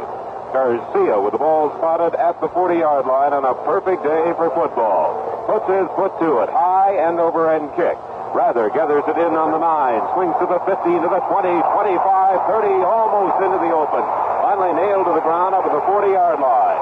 Bo Rather returning that kickoff 32 yards before Jim Merlo, a reserve linebacker, was in to make the stop for the Stanford Indians. Michigan has the football spotted now at their own 40-yard line. Excellent field position. At quarterback will be number 17, Tom Slade, a sophomore from Saginaw High School. Billy Taylor will be at one setback, along with Glenn Dowdy. And at the fullback spot, the senior from Darien, Connecticut, Fritz Seifert. Michigan splits out to the right side now, rather, from the wishbone. Hand off to the fullback, Seifert, running room through the center of the line. He slices forward out to the 45-yard line. Gain good for 5 yards. Pierre Perrault in at the bottom of the pile for the Indians after a gain of 5. Ed Shuttlesworth comes into the maize and blue lineup now, and Fritz Seifert goes out of there. Michigan with the football at the outset of this second half. They're driving from the 45-yard line. They have a second down, 5 yards to go. Rather split out to the right side. Oldham is left as a flanker from the wishbone. Slade with a handoff to the fullback Shuttlesworth. Keeps those legs churning as he moves almost across the 50-yard line. Pick up good close to a first down. Larry Butler slanting in there to make the tackle from his defensive guard position. The ball will be spotted just shy of that midfield stripe and so close to a first down that we're going to need a measurement. Big Ed Shuttlesworth, who propels 235 pounds from that fullback spot, picking up almost enough yardage for the first down. The nose of the football spotted just shy of the 50, but Michigan has it. 2 running plays have picked up the necessary 10 yards, and Michigan has the football. So it's the 50-yard line. First down, 10 yards to go. They started this drive from their own 40-yard line. Fritz Cypher checks in at the fullback spot, and Ed Shuttlesworth goes out of there. Coach Bo Schembechler using his fullbacks to call the plays here at the outset of the second half. Flanked off to the right side is Rather. Oldham is a split to the left from the wishbone tee. Slade on the option left. Pitches back to Doughty. Doughty with running room into Stanford territory. Weaves his way forward down to the 45-yard line. So 3 running plays that picked up almost identical 5-yard chunks of yardage out there. Michigan has the football down on the Stanford 45-yard line. Merlot, Seaman, along with Benny Barnes, the trio of Stanford Indian tacklers to make the stop at the 45 after another gain of 5. Second on, 5 yards to go. Senior center Guy Murdoch, the co-captain of the Wolverines, goes over the ball. Rather out to the right side. Slade with the football, hands off to the big fullback, Shuttlesworth into the secondary across the 25, 20, forward down to the 16-yard line. Jim Robnett, the last man to get him for Stanford, finally pulled the big Michigan fullback to the ground down at the 16-yard line. But not before Shuttlesworth had reeled off a 29-yard burst right up the middle. Some great blocking led by Reggie McKenzie, Guy Murdoch, and Tom Coyle. Shuttlesworth comes out of there after that 29-yard ramble. Michigan has it down on the Stanford 16-yard line, first and 10. Wishbone tee, Oldham out to the left, Rather right. Played with a long count, fakes the handoff, option play lefty, keeps that football, rolls inside the 15, keeps turning forward down close to about the 11-yard line. Tommy Slade, the sophomore quarterback, on the option left, rolling forward for about 5 yards down to the Stanford 11-yard line. Merlot along with Podel in to make the stop for Stanford. Michigan on this drive so far has moved 49 yards. They took the kickoff at the 40 and to move steadily downfield. They have it down at the 11-yard line now. Second down, 5 yards to go. Mason Blue break out of the huddle. Rather splits to the right side. Oldham goes left. Tommy Slade operating from the wishbone tee for the Michigan Wolverines, coached by Bo Schembechler. Handoff goes to the fullback. Slants off the right side. Ed Shuttlesworth moving inside the 10, forward down to the 7-yard line. He will be about a yard shy of another first down. It'll be third and about 1, but he got very close, maybe enough to get that measurement out there. Michigan coming out in his second half is using 2 split ends. And Mike Oldham, number 84, and Bo Rather, number 15. And they're doing that to try to open up that Stanford defense, try to get them to spread out over the field. And that was evident in Shuttlesworth's 29-yard run right up the middle. They have a third down, less than a yard to go. Just short of that 7-yard line. Quarterback sneak by Slade gets it. Murdoch, McKenzie, and Coyle. The center and offensive guards wedge those defenders out of there. Slade rolls behind them down to the 5-yard line for the first down. So Michigan now has moved the football on this drive 55 yards. They have it first and goal to go. Ball spotted just this side of the left hash mark. Michigan moving toward the northern goal. They lead in this ball game by a score of 3-0 and have consumed about 4.5 minutes on this drive. Slade from the power eye right now. Stanford in that goal line defense. Slade pitches back to Taylor, following blocking off the right. Cuts back off tackle. Down close to about the 2, maybe 1-yard line. Billy Taylor sweeping right, cutting back off his tackle, moving down close to the 2-yard line. A gain of 3 tough yards by Taylor, Butler, and Sampson. 2 members of that front 4, and to make the stop at the 2. So Michigan has moved with that football so far 58 yards on this drive. They are 2 yards away from the first touchdown of this football game. Guy Murdoch leads them out of the huddle. They line up in the power eye left. Slade with a long count against that goal line defense for the Stanford Indians. Handoff goes to the fullback. Shuttlesworth, knees nailed to the ground, a yard shy of that touchdown strike. Randy Podel in to make the stop for Stanford, dropping the big Michigan fullback right at the 1-yard line after a short gain of only a yard. So the Wolverines now will have a third down and a yard to go for that touchdown. Shuttlesworth comes out of there. Fritz Cypress, the senior fullback, into that maize and blue lineup. Murdoch over the ball. Michigan, third and a yard to go for the game's first touchdown. Balance line, 2 tight ends in there. Power eye left. Slade looking over that defense. Hands off to Shuttlesworth, and he's brought to the ground back at the 2-yard line. It's Fritz Cypress. Cypress lost a yard. Submarining in there from his defensive linebacking spot. Mike Sanelli. He was at the bottom of the pile as Shuttlesworth comes back into that Michigan lineup. A A loss of a yard on that play, and a great defensive play by Sam O'Neill, the right side linebacker for the Stanford Indians. So it's at the 2. Michigan is shunning the try for the field goal. They're going for the touchdown from the 2. 4th and goal to go. Power eye right. Slade with a long count. Pitch back to Taylor. Cuts back off tackle. Moves down close, but he doesn't get in. He's brought down short of that goal line. Stanford has done the job. Michigan had it 1st and goal to go at the 5-yard line. Billy Taylor picked up 3 on the first running play. Shuttlesworth for 1. But then 2 straight plays, lost yardage, and Stanford takes over. Here in the third quarter, the score, Michigan 3, Stanford nothing. If I were to say automotive engineering, what would you think of? All about cars and engines. And... What if I were to say extra care in engineering? Oh, I think of Chrysler Corporation. Chrysler Corporation? But that's what I was going to try to prove to you. Why would you say that now? My father always drove one. And he was some kind of nut on engineering? No, he was a traveling salesman, and the type of car he drove had to be dependable. When he was putting you to bed at night, did he say things like, well, they were the first ones to offer torsion bar suspension and unibody construction on every car they built in North America? No. The alternator? That Chrysler was the first to offer the alternator as standard equipment? And I suppose this year you'll be telling your child all about the 72 Dodge, Plymouth, and Chrysler Corporation's new engineering advance, electronic ignition. Every night along with Goldilocks. What would you sing to her? Extra care and engineering. Very good. Thank you. Stanford has the football, but only on the 1-yard line after stopping that Michigan drive a yard short of the game's first touchdown. Don Bunce lines him up. He has Sanderson along with, in that backfield, number 33, Jackie Brown. Sanderson with a call off the right side. Moves out close to about the 3-yard line. Gain of only a couple of yards. 2nd down and 8 yards to go. Mike Taylor, All-American linebacker, in to make the stop for the University of Michigan. Short gain of only a yard. The officials mark it at the 2-yard line. 2nd down, 9 yards to go for the Stanford Indians, trailing in this game by a score of 3-0. Miles Moore, along with Winesbury, split out to that left side. Setback, Bunce back to pass in the end zone. Flips it out to number 32, Jackie Brown it is.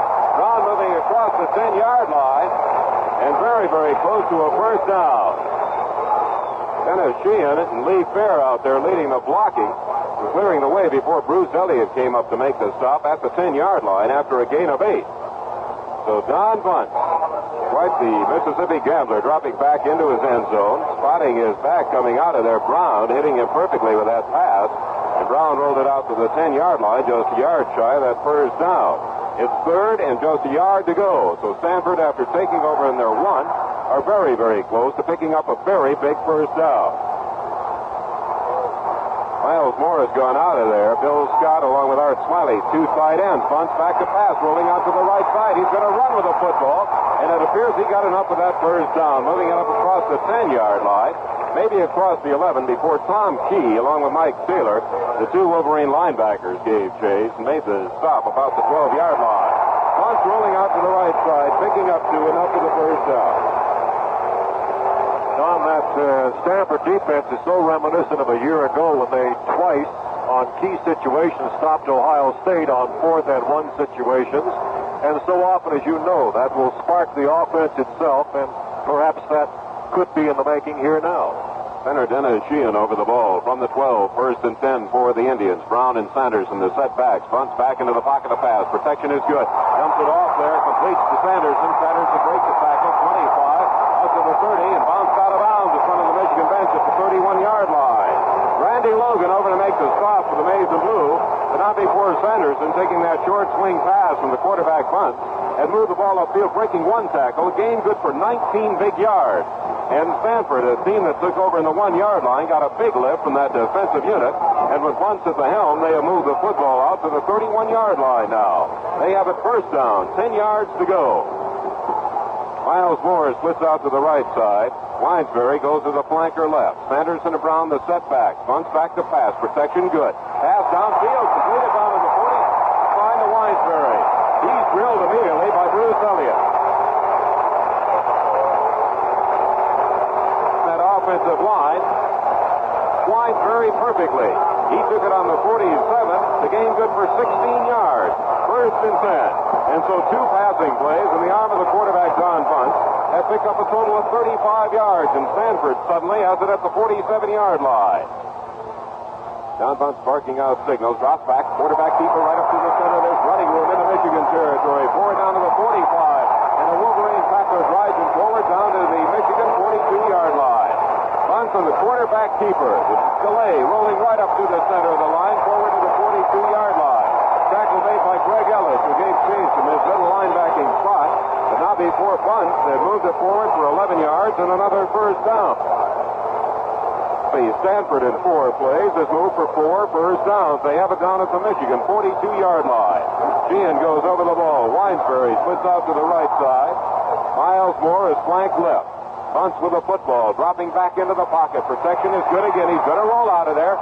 Caught and finally brought to the ground down at the 44-yard line by Freddie Grambo, the senior tackle from Ossaneek, Michigan. But a flag is down on the field.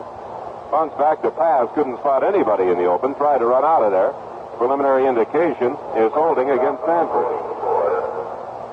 I think Don Bunce was looking to surprise Randy Logan out there that time, Don. He was trying to isolate Miles Moore, going to what Michigan conceives as the weak side of Stanford's offensive pattern.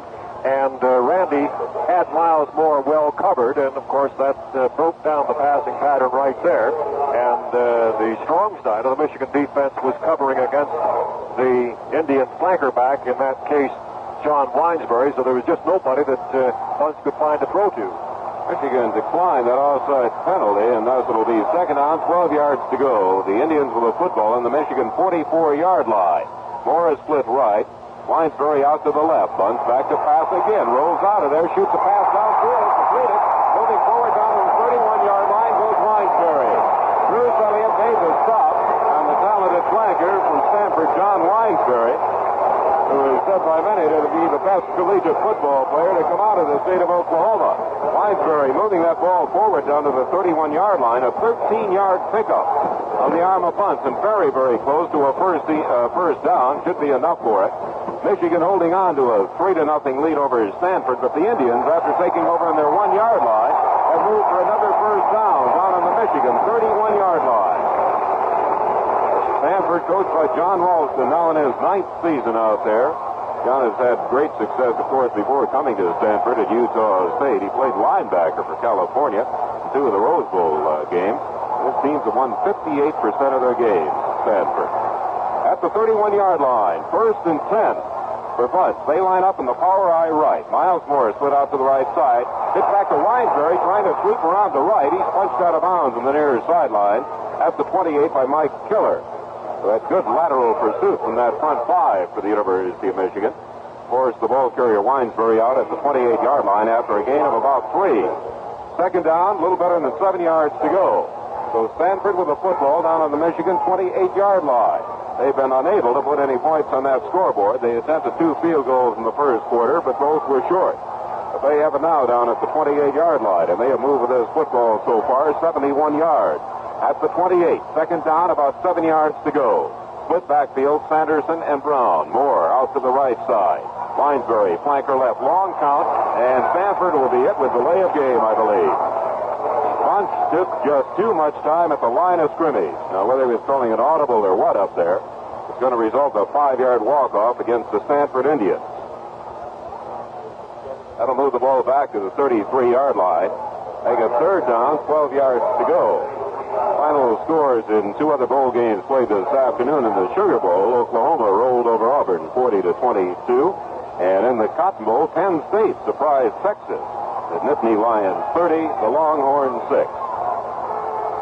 Stanford with the football at the 33-yard line. They have a 3rd and 17. Brown, along with Sanderson, the setback. Bunce back to pass. Protection is good. Shoots a pass out there for Winesbury. Takes it in as he steps out of bounds down at the 25-yard line.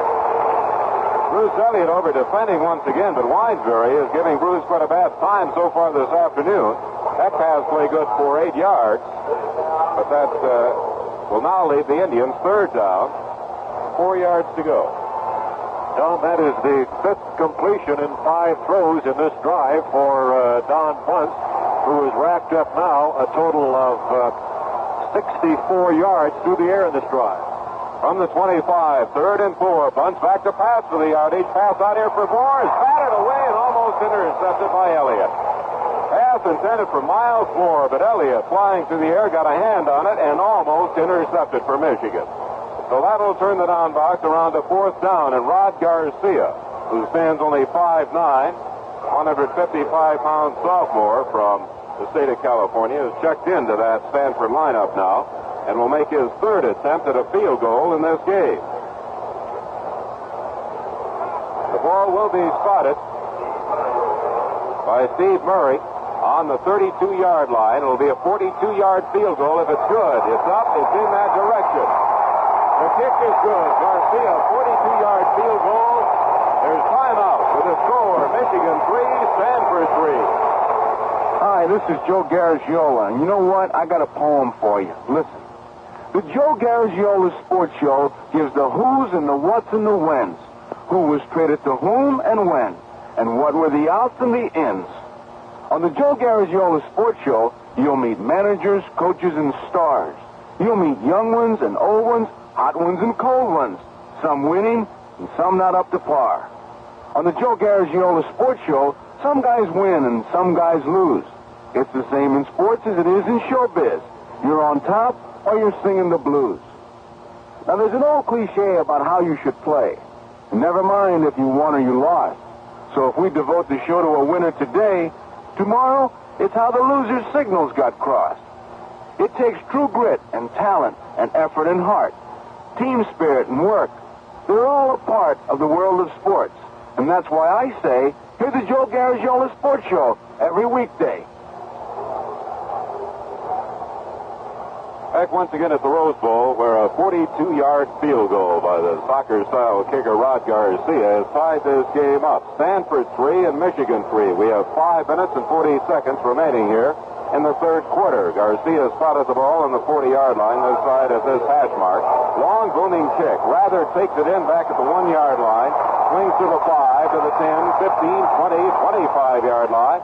Finally brought to the ground up at the 29. 28-yard run back by Rather, and the tackle made by Dan Tomlinson, who incidentally hails from the city of Detroit, sophomore at Stanford. Don, incidentally, that was a 76-yard drive by Stanford and is the longest drive put together for either team here this afternoon. More important than the field goal, actually, I think, is the fact that Stanford's passing attack was working very effectively, and it's something that's got to be encouraging to them. Played with the football, hands off to his fullback, Shuttlesworth, who weaves his way forward for a couple of tough yards, forward out to the 32-yard line. Game good for 3, 2nd down, 7 yards to go. Joe Martin, along with Barry Reynolds, who made the tackle for Stanford at the 32, 2nd and 7. This game is tied, Michigan 3 and Stanford 3, as Fritz Cypress comes in offensively for Michigan at fullback now. Wolverines continue to run with a couple of split ends, trying to open up that Stanford defense. They've been stacked in there pretty good with what amounts to about a 6-7-man line. Played with a football, looks like a busted play, rolling out to the left side, gets across the 35-yard line, out to the 36. Tommy Slade starting right and then rolling out to the left side. Barry Reynolds wrapped a couple of big arms around him and made the tackle at the 36 after a gain of 4 yards by Slade. 3rd down and 3 yards to go.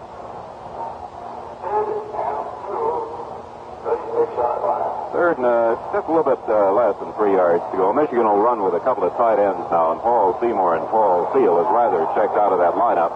They do keep, however, Mike Oldham, number 84, split as the right end. From the wishbone, pitch back goes to Dowdy. Dowdy trying to cut his way forward, gets the first down along the near sideline. Knocked out of bounds up at the 48-yard line. Glenn Dowdy, a senior from Detroit Pershing High School, the player many consider the finest all-around player on this Michigan team, picking his way forward for 12 yards and a first down. Randy Podel, a strong side safety, ran him out at 48, but not before Dowdy had picked up that first down. This game is tied, Michigan 3, Stanford 3. The last 2 appearances here in the Rose Bowl so far, in about a game and 3 quarters, Michigan has been able to put only a couple of field goals on that board. Played with a football off to Dowdy off the right side, moves into Stanford territory, slices forward down to about the 48-yard line, pick up good for 4 yards.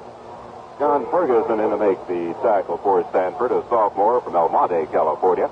Stop made at the 48-yard line. Second down, 6 yards to go. Fritz Seifert, along with Billy Taylor, Glenn Dowdy, and Tom Slade, comprising that backfield. Rather split out to the right side now. Slade with the football, hands off to the trailing back Dowdy. Cuts back to the center of the line, gets down close to about the 45-yard line. Tim Robnett in there. They got his legs out from under him at that point. Dowdy, of course, will be far short of that first down. It will be a third down play. 3rd and 4 yards to go for the Maize and Blue of Coach Bo Schembechler. He's been alternating those fullbacks, Cypress and Shuttlesworth, sending the plays into sophomore quarterback Tommy Slade. Shuttlesworth in there now at the key of that wishbone T. Split out to the right side is Rather. 3rd and 4 from the 46. Slade on the option play right. Keeps the football. Spins free down to the 40-yard line. First down, Michigan. Tommy Slade on the option play right, electing to keep that football. Spun free from one defender and moved it down to the 40-yard line. Jeff Seaman, along with Tim Robnett, the two Stanford defenders who made the stop at the 40. The ball is spotted on just about the right hash mark. Michigan has moved with it from their own 29-yard line. A drive so far of 31 yards. They have it down on the Stanford 40-yard line. First down, 10 yards to go. Just under 3 minutes remaining here in the third quarter. The game is tied. Couple of split ends now from Michigan. From that wishbone T. Slade pitches back to Taylor. Bobbles the football. Cuts back to the 40. Lowers the head. Knocked out of bounds on the far sideline. Down at the 37. Second down, 7 yards to go. Benny Barnes pushed Taylor out of bounds right in front of that Stanford bench. Don, I think one of the interesting aspects of the Michigan running attack in this second half is the fact that is only the third time that Taylor has been used in this second half. He carried 20 times at a record-breaking pace here at the Rose Bowl in the first half, but they've been keying on him now, Stanford has, and the play's been going the other way. Gary Coakley from the 37, handoff right to the center of the line. Very short yardage. They wedge him out of there forward for a couple of yards across the 35, maybe down to the 34-yard line. Fishers are going to mark it right at the 35, a gain of a couple. It'll be third down and just about 5 yards to go. They have to advance that football in between the 30 and 31-yard line. Larry Butler, along with Jeff Seaman, the two made the tackle on the last play. For Michigan, just shy of the 35, face now 3rd and 5 yards to go. Hold him out to the left side, option play left. Pitch back goes to Taylor, gets the block from Dowdy, cuts back down to the 31-yard line, and he is going to be very, very close to a first down. Giving chase from his right linebacking position, Mike Samoni, at the 31-yard line, and it's close enough to have a measurement.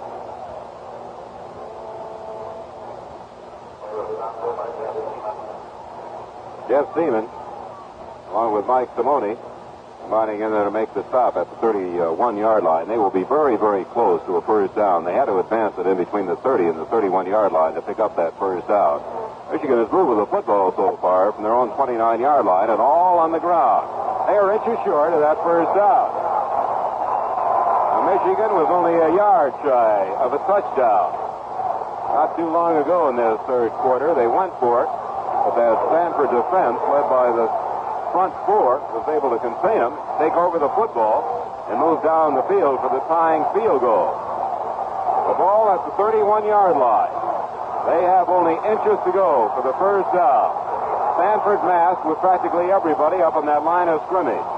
Slade, the sophomore from Saginaw, Michigan, lines them up in the power I right. Cypress at the fullback spot. Taylor is a step behind him. Dowdy out to the right.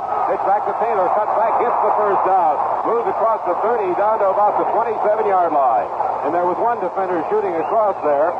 It was Charles McLeod who had a shot at Taylor but missed him. And he would have got Taylor for a big loss. Glenn Dowdy out there to lead the way for Taylor. To deliver a key block to lead the way. Benny Barnes up to make the tackle at the 27-yard line. So Michigan gets that first down on the Stanford 27. Rather splits out to the right side. Oldham flank left from the wishbone T. Slade with the football off to Taylor. Weaves his way off the left side, getting some good blocking up front. Moves inside the 25 down to the 22-yard line. Gain good for about 5 yards. Lazarus, along with Larry Butler. 244 pounds and 246, respectively, and to make the tackle for Stanford. Down at the 22-yard line, where Michigan has its second down, just a little better than 5 yards to go for another first down. 57 seconds remaining in this third quarter. It's tied. Stanford 3, Michigan 3. Oldham out to the left side. Rather split right. From the wishbone. Slade rolling out left. Keeps the football. Cut back across the 20. Down to about the 17-yard line. And he's going to be very close to another first down. Mike Simone, along with Larry Butler, in to make the stop for the Stanford Indians, coached by John Ralston. As Slade rolling the football and the option play keeper down to about the 17-yard line. And it's close enough that we're going to get a measurement here. Jim Coode, the junior offensive tackle, out leading the way for Slade on the option. And rolling that football down very, very close to another first down. On this drive so far, Michigan has moved 54 yards, and all of it has been on the ground. But this ball game is tied. Michigan 3, Stanford 3. It has been a defensive struggle so far. With just 30 seconds of playing time remaining here in the third quarter. Later tonight on NBC, the big one, of course, between top-ranked Nebraska, second-ranked Alabama. That'll be coming your way on NBC Radio. Down at the 17-yard line. Michigan had enough to pick up that first down on the keeper by Slade. Running with a couple of tight ends. They split rather to the right side. Wishbone T, pitch back to Dowdy. Breaks one tackle, gets down to the 15, forward to the 10-yard line. Dowdy breaking a tackle back as he crossed the line of scrimmage. And moving forward behind big number 73, leading the way out there, Jim Coode and Tom Slade, the quarterback, who delivered a key block. Half more, Benny Barnes in to make the stop. Down at the 10-yard line, but not before. Dowdy had picked up 7 big yards. Second down, 3 yards to go. Michigan has the football in the left hash mark, but that is the end of the third quarter. With the score, Stanford 3, Michigan 3. Now, a 1972 Chrysler, Plymouth, and Dodge. Cars of the Chrysler Corporation. Short flight transmission, unibody construction, torsion bar suspension. And now, the Chrysler Corporation is in front again with electronic ignition, which means more dependable ignition voltage, up to 35% more voltage to fire the spark plugs at starting, and less need for ignition tune-up. Engineering excellence in every Chrysler Corporation car. That's what we're driving at. Chrysler Corporation announces electronic ignition. There are no points to wear out, no condenser to replace. The system is virtually maintenance-free. Isn't it time you took a ride in one of the Chrysler Corporation cars? Chrysler Corporation cars. Your Dodge or Chrysler Plymouth dealer will arrange it. Chrysler Corporation cars. And you take extra care, too. Buckle up.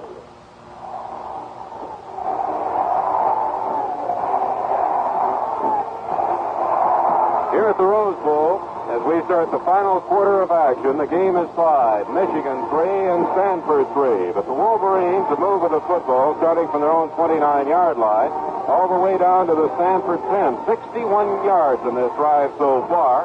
The Maize and Blue have it now. Second down, 3 yards to go. Unofficially, Michigan has picked up 252 yards, and it should come as no surprise that during the afternoon, 231 of that has come on the ground.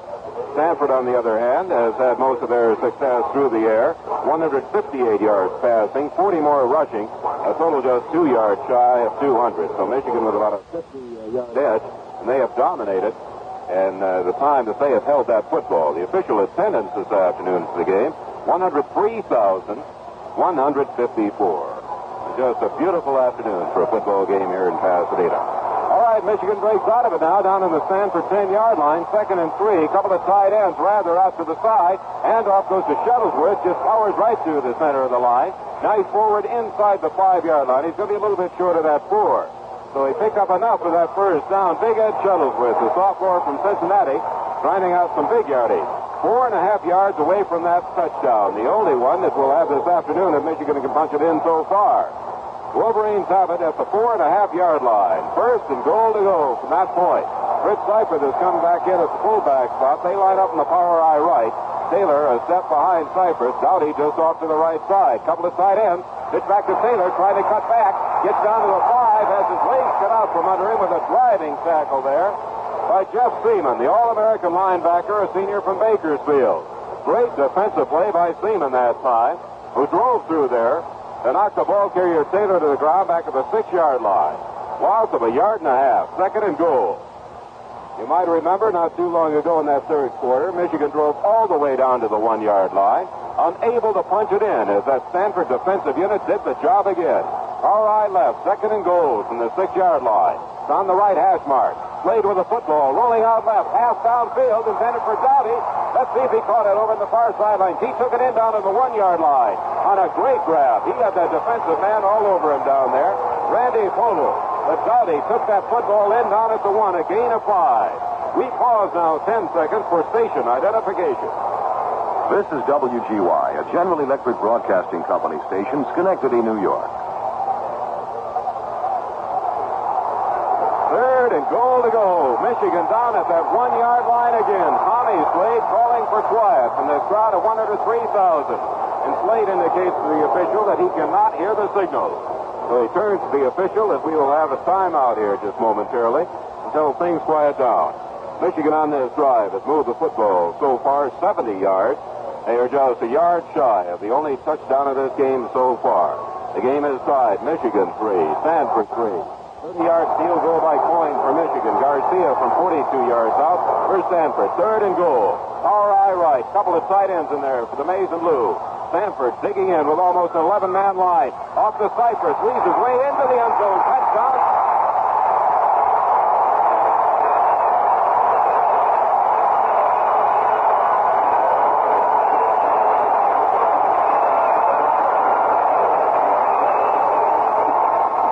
Michigan moving down the field 71 yards, all on the ground with the exception of one play, and that was that 5-yard toss that moved it from the 6 to the 1 on the arm of Tommy Slade to his wingback Glenn Dowdy, who made a great grab on the 1. Cypress was hit at the line of scrimmage in the next play, able to bounce off into the end zone. The try for the extra point. Slade will spot it. Coyne's kick is up. Coyne's kick is good, and Michigan leads now in this ball game. There's timeout with the score. The Wolverines 10, Stanford 3.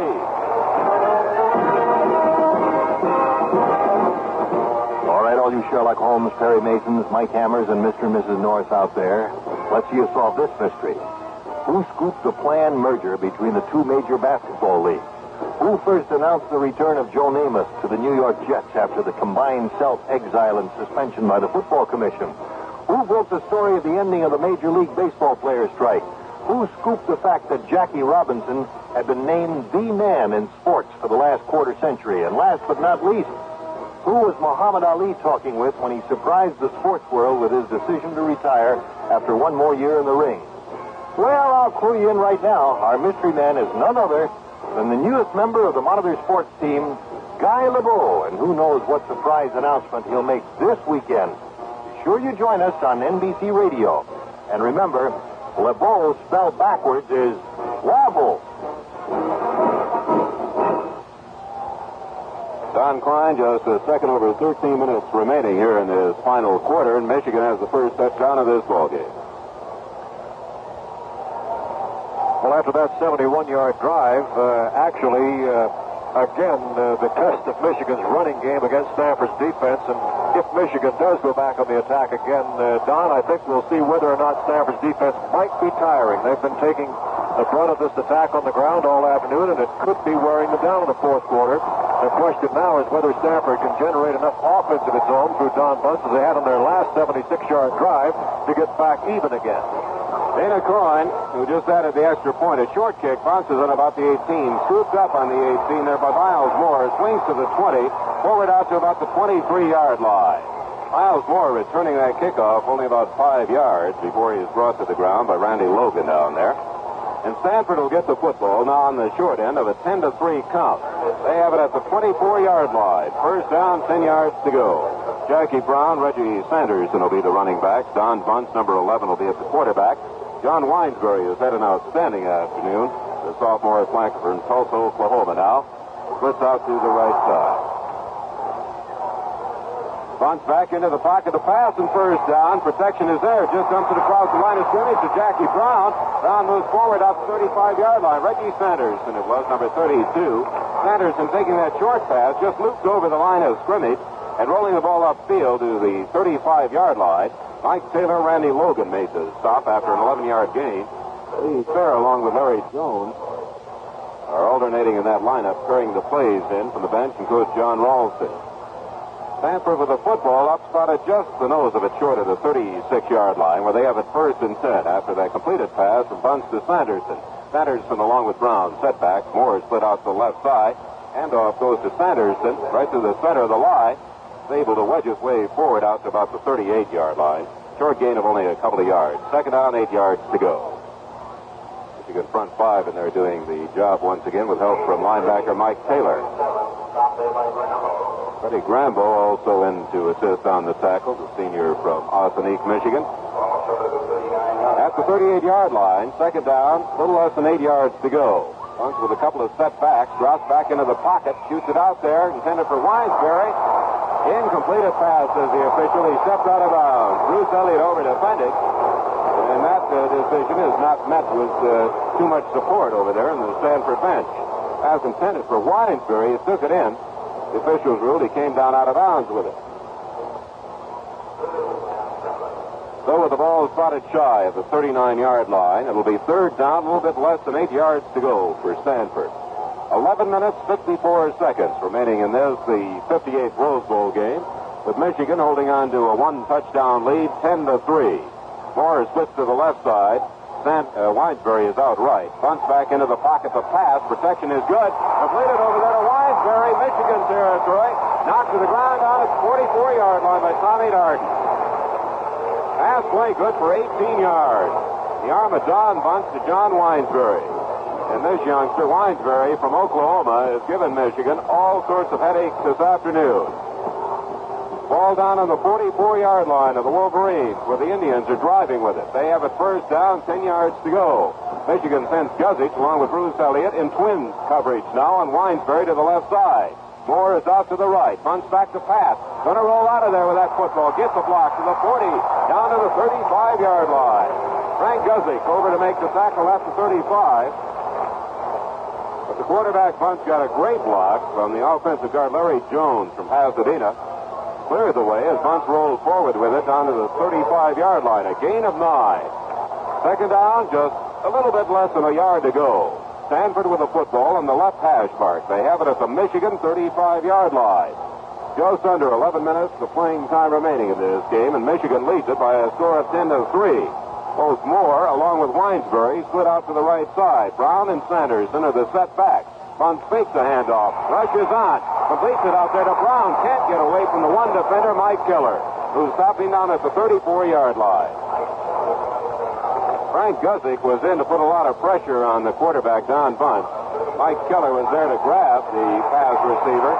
Brown down at the 34. Had Brown been able to get away from Keller, there would have been nothing but daylight between him and that goal line.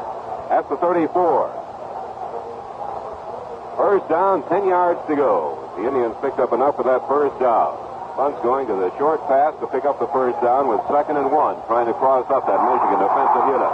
Winesbury splits out to the right side. Moore is a flanker left.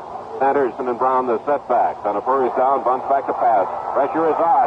Hits his man down there, Winesbury again. Down at the 22-yard line. Winesbury downfield and sort of button-hooked back. He took the pass in perfectly. Bruce Elliott hit him immediately, but it's still good for a reception down on the Michigan 22-yard line. A 12-yard gain and another 1st down for the Indians of Coach John Ralston.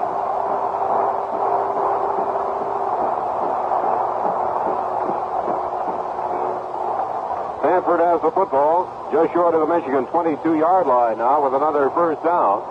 Winesbury splits out to the right side. Miles Moore is a flanker left. Sanderson and Brown the setbacks. Quick pass tried to dump off to Brown, but he underthrew it. Bunce just underthrew that ball, intended for his back Brown to delay a counter two going out of the backfield.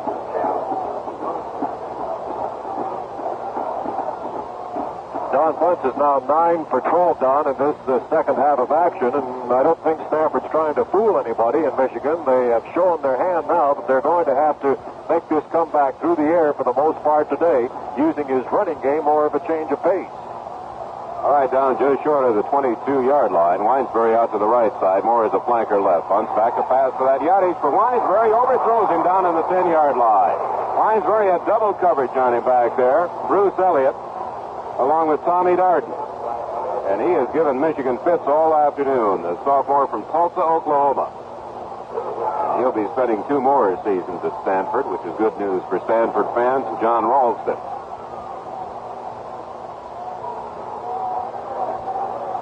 Reggie Ishman has gone out at the split end now. Miles Moore has come back in there. Third down, 10 yards to go. Just short of the 22-yard line. Once with a couple of setbacks, Sanderson, Brown, rush pressure is on. Completes it out there to Brown at the 20. Breaks the tackle. Across the 15. Knocked out of bounds on the far sideline. He should have enough for the first down. Frank Guzik ran him out over there for the University of Michigan. It was Tom Key putting pressure on Bunce. And I'll tell you, Bunce, to his credit, showed a lot of poise back there. He just got rid of that football before he was belted by Key. And once he completed it for Brown, Brown rolled down the far sideline down to the 13-yard line. The game good for a first down for the Stanford Indians. They have it at the 13, first and 10. The ball spotted on the right hash mark. Reggie Ishman split out to the left side along with Winesbury. Winesbury has double coverage on him again.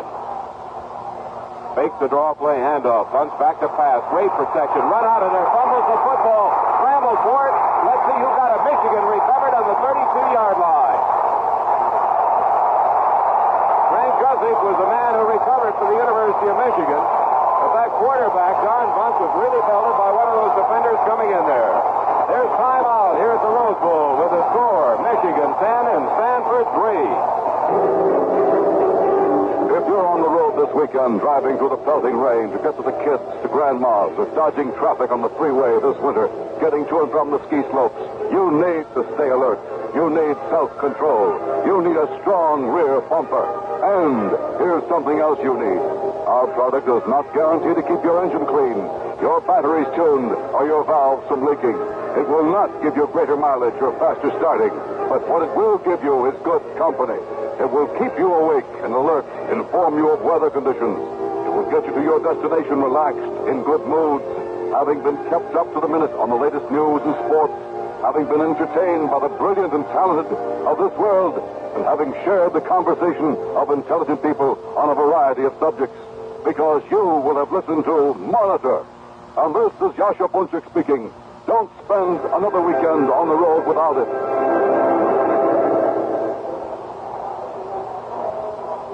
So Stanford moving that football, and the arm of quarterback Don Bunce has that drive stalled and turns the pigskin over to the University of Michigan on the fumble by Bunce and the recovery by Frank Guzik. So the Wolverines holding on to a 7-point lead, 10-3, have it at 30, first and 10. Hold him out to the right side. Hand off to the fullback, Shuttlesworth, who cracks forward for a couple of yards, forward out to about the 32-yard line. Pete Lazatich in to make the tackle.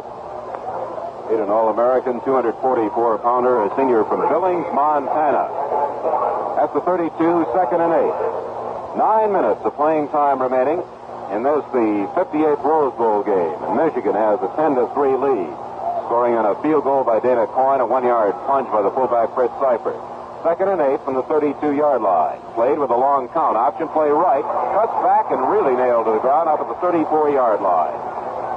Jeff Seymour in to make the stop, along with Jim Merlo, outside linebacker. Those two really did the job of the ball carrier Slade, who was shaken up down on about the 32-yard line now. 34 after a gain of only 2 by Slade. Third down, 6 yards to go. The University of Michigan is going to call timeout as Slade was really shaken up after being hit by 2 of the Stanford linebackers at that time, Jeff Seaman along with Jim Merlo. In fact, Slade is going out of the football game. There's timeout with the score, Michigan 10 and Stanford 3. Hello, I'm Johnny Cash. Coming through for Chrysler Plymouth. Here's a song that tells you something about a special deal for you. Plymouth Fury, coming through. If you buy a Plymouth Fury specially equipped with power disc brakes, air conditioning, AM, FM radio, and more, you can get a vinyl roof, white walls, wheel covers, and a remote mirror free. And that, my friend, is a deal. You want a car that's built to last, and you want a good deal, too. Plymouth Fury is a car that comes that way. From the inside to the outside, it's a car that's here to stay. That's the kind of car that's coming through today. specially equipped 1972 Plymouth Furies are at your Chrysler Plymouth dealers now. Drop by a dealer near you and see them soon. Michigan with the football at the 34-yard line. They have a third down, 6 yards to go. Tommy Slade, after some treatment from the doctors and trainers, back in there at quarterback. He's rolling out right, looking downfield. Pass down there intended for rather incomplete. Back defending Charles McLeod. The pass was overthrown, and Slade was really belted again. He's a little bit slow getting up at the 25-yard line. Jeff Seymour in there putting a lot of pressure on the Michigan sophomore quarterback. So the Wolverines, holding on to a 10-3 lead, will have to turn that football over to Stanford again. Jim Ferguson, a sophomore from Oakland, along with Eric Cross makes that, dropping back in twin safety. Line of scrimmage is the 34-yard line. Barry Dotzauer, sophomore from Cincinnati, back at the 20-yard line for the University of Michigan. Gets a good snap from center, gets his kick away, driving spiral kick. Settled under by Cross, fumbles the football, gets hit and rolled to the ground back at the 33-yard line. First man down there, Glenn Doughty. Boy, Doughty almost took his head off with that tackle. Ball will be spotted at the 33-yard line. The kick good for 33 yards is all by Dotzauer, but well covered by those Michigan defenders coming downfield. However, now Stanford has the football in pretty fair field position at the 33-yard line. Plenty of time remaining on the clock, 8 minutes and 10 seconds. And Michigan holding on to a 10-3 advantage. Tennessean goes over the ball. They split Miles Moore to the right side. Winesbury comes as a flanker left with double coverage on him. From the 33, first and 10. Bunce fakes a handoff. Back to pass. Rushes on. He's hit as he unloads it. Almost intercepted. He can't hold it. Mike Keller, number 90. Bunce was really hit by Al Butch Carpenter.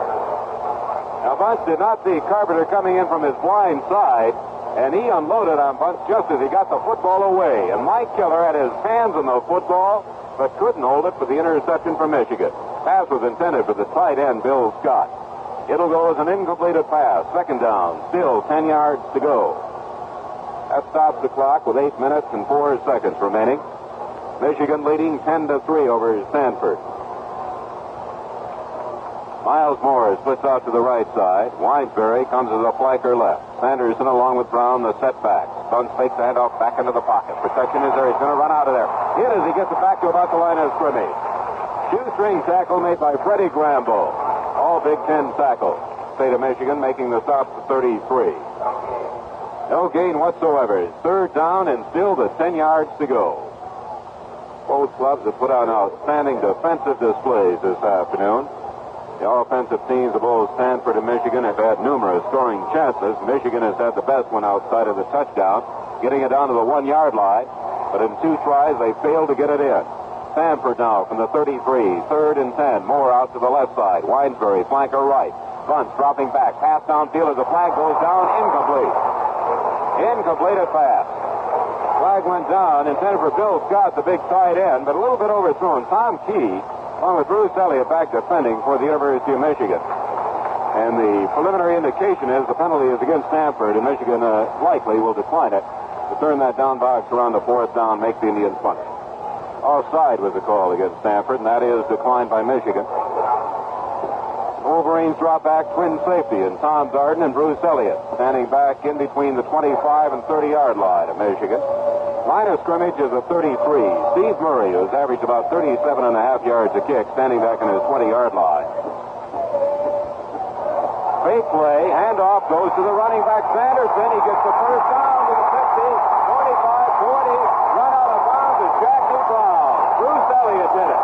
The Stanford Indians on a 4th down play with yards to go, taking a short snap back.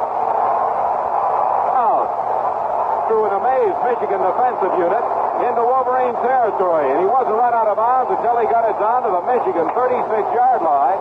Gain good for 31 yards, first down Stanford. John, there's a play that has to take perfect execution as it were. Sanderson lets the flow of the players go by him before he gave to Brown, and then nobody there to stop him. First and 10, the Indians have new life. Bunce back to pass. He's going through the air. Pass is almost picked off. Intended for Winesbury. Bruce Elliott cut in front of him at the last instant and almost was able to pick off that football. So Stanford with a 4th down and long yardage coming up with the trick play, but getting the first down to the amazement of the Michigan fans here. You have to feel for a fellow like Reggie Sanderson on that play, Don. He's taking that snap about 2 yards back from the center. He's holding the ball with the hope that nobody will hit him while he's got it. He's got it, and he hopes that nobody sees him. Then when the flow of the pressure on the punt goes by him, he makes the handoff, and it has to go from there. From the 36, second and 10, rushes on. Bunce gets rid of that football. Sent it for Scott, but he had to hurry that throw. Now, that Michigan front five putting a lot of pressure on the Stanford quarterback, shooting those linebackers through there. Mike Taylor was the man through the line that time. And the pass ball's incomplete. It'll be third down, 10 yards to go. Stanford with the football down at the 36-yard line. 7 minutes, 7 seconds remaining. Michigan leading in the game by a score of 10-3. Single coverage and Winesbury to the left side now. Bunce is back. He's looking in Winesbury's direction. Now dumps it off to Scott. Completes it down to the Michigan 24-yard line. First down. Frank Guzik in to make the stop for Michigan, but not before Bunce. Dropping back quickly into the pocket. It is tight end Bill Scott, a junior from Stockton, for another first down. And Stanford has taken over control of this football game here in the fourth and final quarter. They had another scoring foray that was halted by a fumble by Bunce, but now they have the football down at the 24-yard line on the right hash mark. They have it first down, 10 yards to go. Michigan dominated that third quarter, but it's been Stanford here in the fourth. Winesbury out to the left side. Moore split to the right. Back to pass is Bunce. Pass is downfield and overthrown. Pass receiver cut to the inside, and the pass went toward the far sideline. Mixed up on the signals that time. It'll fall as an incomplete pass. Second down, 10 yards to go. Line of scrimmage still the 24-yard line. Pass was intended for Miles Moore, who cut to the inside, but Bunce threw to the outside. 10-3. The Wolverines holding on to a 7-point lead, but Stanford is only 24 yards away from tying this ball game up. Miles Moore, along with Winesbury, flanked out to the left side. Sanderson and Jackie Brown are the setbacks. Second and 10 from the 24. Handoff goes to Brown. Secondary 10, 5, touchdown, Stanford.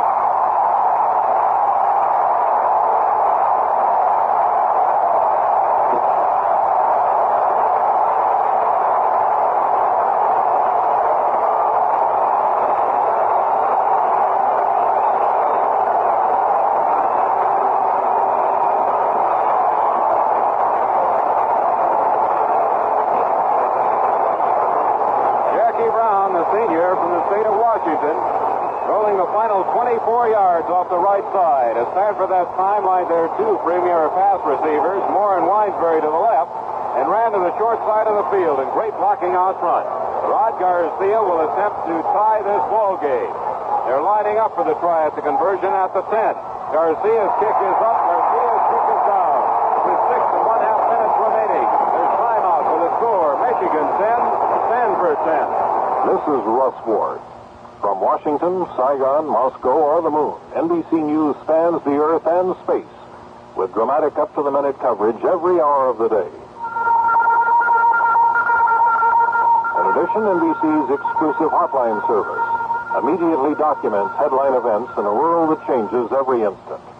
Whether it's a surprise press conference at the White House, a United Nations emergency session, a sudden malfunction during a space flight, the story is on the air in minutes, with speed, reliability, and accuracy via the NBC hotline.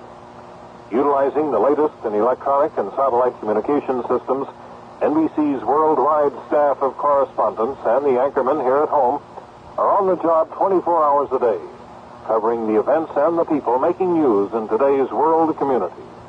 For clear, concise, solid reporting, backed by the world's largest broadcast news organization, stay tuned to NBC.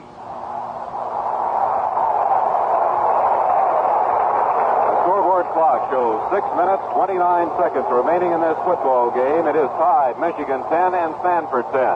Rod Garcia, the soccer-style kicker, has set the ball down on the 40-yard line. Michigan with triple safety. Rather is deep. It bounces short.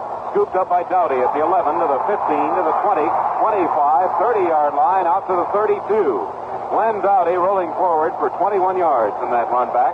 Michigan will get the football after the tackle by Dan Tomlinson of Stanford at the 31-yard line market. First down, 10 yards to go. Tom Slade has gone all the way at quarterback for the Wolverines, unbeaten in 11 games this season. But they are tied right now with Stanford, 10-10, 6:24 remaining in the ball game. Bo Rather splits out to the right side from the wishbone tee. Pitch back to Dowdy, gets a couple of blocks, leads his way upfield across the 35, out close to the 36-yard line. Gives Dowdy 4.5 tough yards, second 5.5. Don Jackie Brown will long remember his performance here in the Rose Bowl. 2 years ago, he scored twice against Ohio State from 4 and 1 yards out. And now today, of course, going on that run, a total of 24 yards, and putting Stanford back in the ball game, has scored 3 touchdowns now in his 2 Rose Bowl games. Second down, a little better than 6 yards to go. As Slade drops back into the pack, throws it down for Rather, incomplete. Tommy Slade, who has passed infrequently this afternoon, attempting to hit a split end Rather, but overthrowing it, incomplete. We pause now 10 seconds for station identification. This is WGY, a General Electric Broadcasting Company station, Schenectady, New York.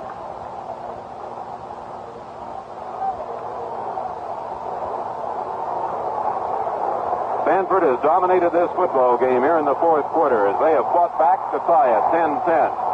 Rather split out to the right side. Dowdy is left from the eye. Slade back to pass for the yardage. Protection is there. Intended for Dowdy and overthrown. That pass wasn't within 5 yards of the intended receiver, Glenn Dowdy, on the far sideline. Dowdy had gone down enough to get that first down, and then Button was back.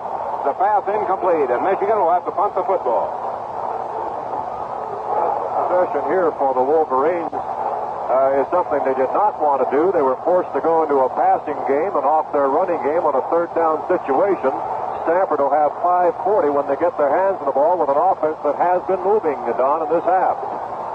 Harry Dotsauer is standing back in the 22. Good snap from center. Gets his kick away. High spiral. Eric Cross settles for a fair catch back at the 27-yard line.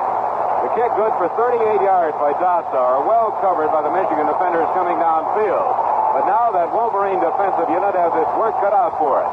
Stanford takes over the football in between the 27 and 28-yard line. First and 10. We still have plenty of time remaining on that clock.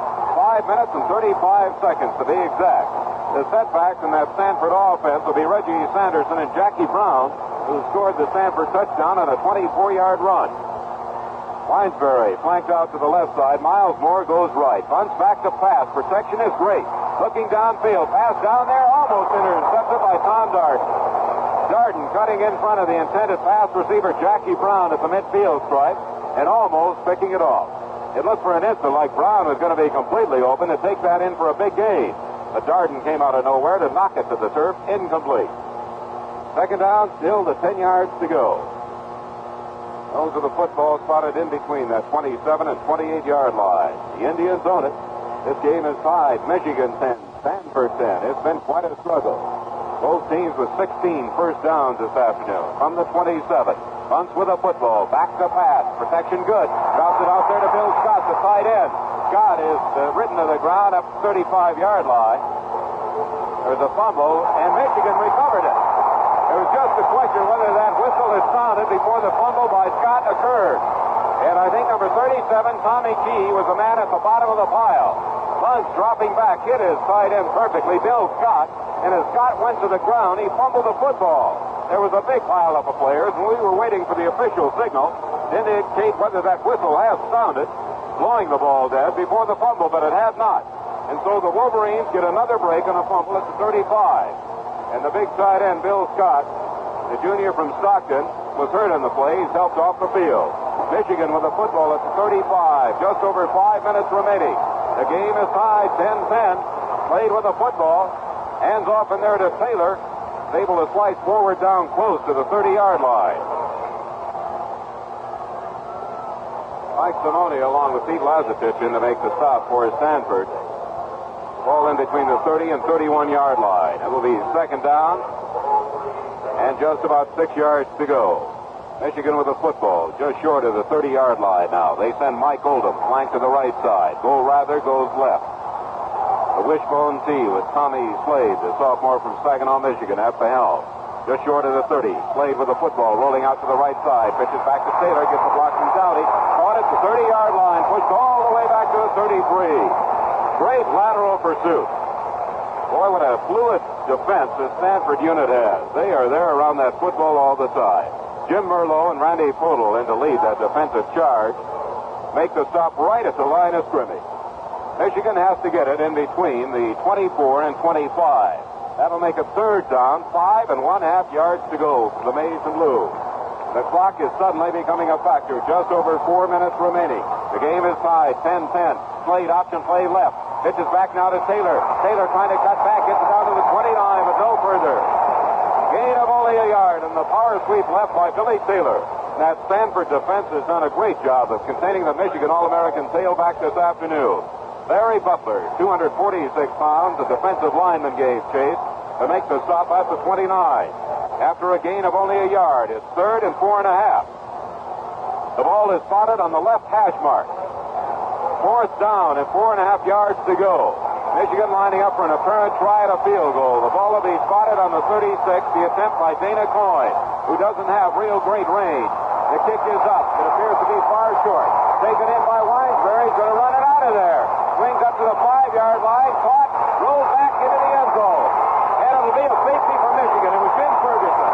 Ferguson took that try for the field goal. Tried to run out of there. He was hit and rolled back into the end zone on a safety for the University of Michigan. And number 31 was at the bottom of the pile to make the tackle. It was Ed Shuttlesworth, a big tackle. So Michigan taking advantage of Jim Ferguson trying to run that football out on the field goal try, throwing back into the end zone. Ed Shuttlesworth was the man who did it. And that will give Michigan 2 big points. And they lead in this football game by a score of 12-10 with just over 3 minutes remaining. Michigan had a similar occasion in an earlier game, the first game of the season, as a matter of fact. They tried a field goal against Northwestern. The ball bounced short in the end zone, and the Northwestern defender failed to cover it. And that's a free ball. And the Michigan offensive man coming downfield fell on it, Bo Rather, I believe it was, for a touchdown. So Michigan gets another break at Ferguson, who could have let that football go for a touchback and brought it out to the 20. Elected to run it out of there. He was hit about the 1 and pushed back into the end zone. And Michigan has a safety. They hold on now to a precarious 2-point lead, but they must turn the football now. Stanford over to the University of Michigan on a free kick. So that was a costly safety, to say the least. Michigan now with triple safety. They have Glenn Dowdy, along with Billy Taylor, standing back at the 40-yard line. Bo Rather back at the 25. We'll see whether Stanford will go with Garcia in the soccer-style kick, or with Steve Murray in a punt from the 20.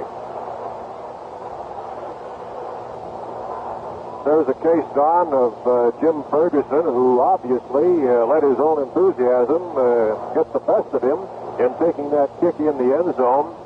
He thought he had a channel coming up the left side, saw some blocking forming there. It closed up immediately. His only option was to reverse his field, but he went too far back. He's only a sophomore, of course. Jim Ferguson from Oakland, and of course it's a mistake that he will long live to regret unless his mates come back to the rescue and salvage something yet for Stanford against now an aroused Michigan team. Garcia with that soccer-style kick. Rather settles under it on the 25. He swings to the 30, 35, 40, gets one block, moves up to the 45-yard line. Oh, Rather returning it upfield to the 45-yard line, where Michigan obviously will have great field position. Pat Moore, linebacker, down to make the stop for Stanford. Well, that Michigan offensive unit will be in there again after Stanford dominated much of the fourth quarter and had a couple of golden scoring chances. One was halted, of course, by that fumble by Don Bunt when he was hit hard by one of those on-charging defensive linemen. The other resulted in Stanford's only touchdown on a pretty 24-yard run by Jackie Brown.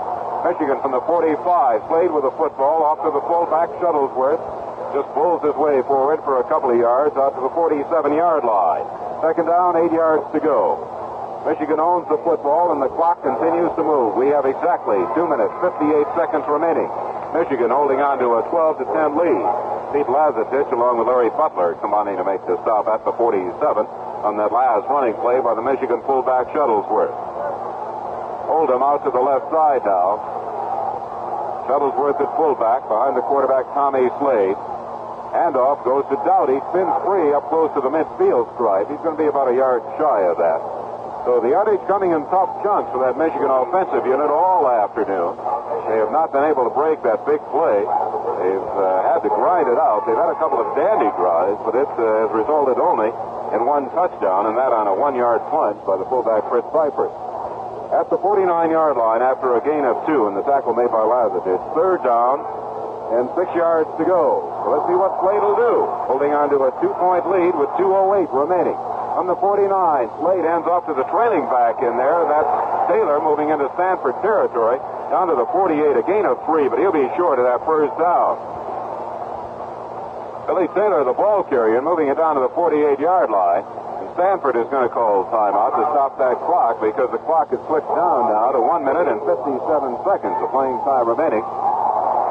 And Michigan holding on to that 2-point margin, 12-10. But it's a fourth down. And a little bit more than 2 yards to go for the first down.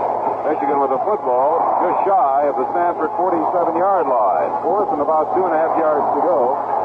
With 1 minute and 57 seconds remaining in this, the 58th Rose Bowl game.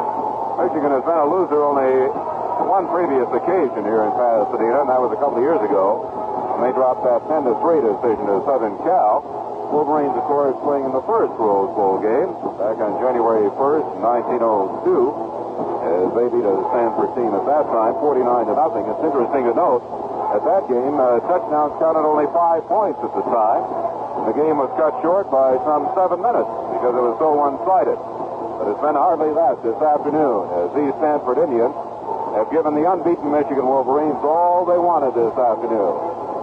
The Maize and Blue clinging to a 2-point margin, 12-10, 1:57 on that clock. But now the Maize and Blue are going to have to turn that football over to Stanford. Barry Dotzauer is standing back at the 39-yard line. Line of scrimmage 48. Cross along with Ferguson and twin safety for Stanford. Good snap from center. Dotzauer, low kick coming downfield, taken by Cross to the 15, spins free to the 20, out to the 22-yard line. Cross returning at 7 yards up to the 22. So Stanford will get the football 78 yards away from the go-ahead touchdown, or maybe a field goal that will give them victory. They have it at the 22. First down, 10 yards to go. Tackle was made by Jim Coode on that punt. Not a very long one by the Michigan punter, Barry Dotzauer. So Stanford with 1:48 remaining on the clock with the football at the 22-yard line. First and 10. Sanderson and Brown are the setback. They split out more to the left. Winesbury, flanker right. Bunts back to pass. Protection is great. Dumps it off there to his tight end, Scott. Scott moves forward up to the 35-yard line. Mike Taylor in to make the stop for the University of Michigan after a gain of 13. First down for the Indians, who line up quickly to get this play underway. 1 minute, 42 seconds showing in that clock. It starts again now. More to the left, Winesbury right. Bunts back to pass again. Protection downfield. Completed to Winesbury. 50 down to the 48-yard line. Michigan in their prevent defense have given up 2 passes now for good yardage. First downs each time. Winesbury taking it in, moving it down to the Michigan 48. Key along with Elliott made the stop there after a gain of 17. 2 quick first downs for Bunts and Stanford. 1:25 at the Michigan 48. Bunts back to pass. Shoots that sideline pass out there with only 1 intent, and that is to stop the clock. But a flag has gone down on the far side of the field. At the 48, with the clock running, Bunts with that sideline pattern, throwing it out there to stop the clock. Illegal procedure, however, has been called against the Stanford Indians. Stanford has the football at the Michigan 48 after a couple of passes by the quarterback, Don Bunts, have moved it a total of 30 yards. But the 5-yard walk-off will set it back to the Stanford 47-yard line. First and 15. At the 47, 1 minute, 20 seconds remaining in this football game. Michigan holding on to a 12-10 lead thanks to that safety just a few minutes ago. Dennis Sheehan goes over the ball. Sanderson, Brown, setback.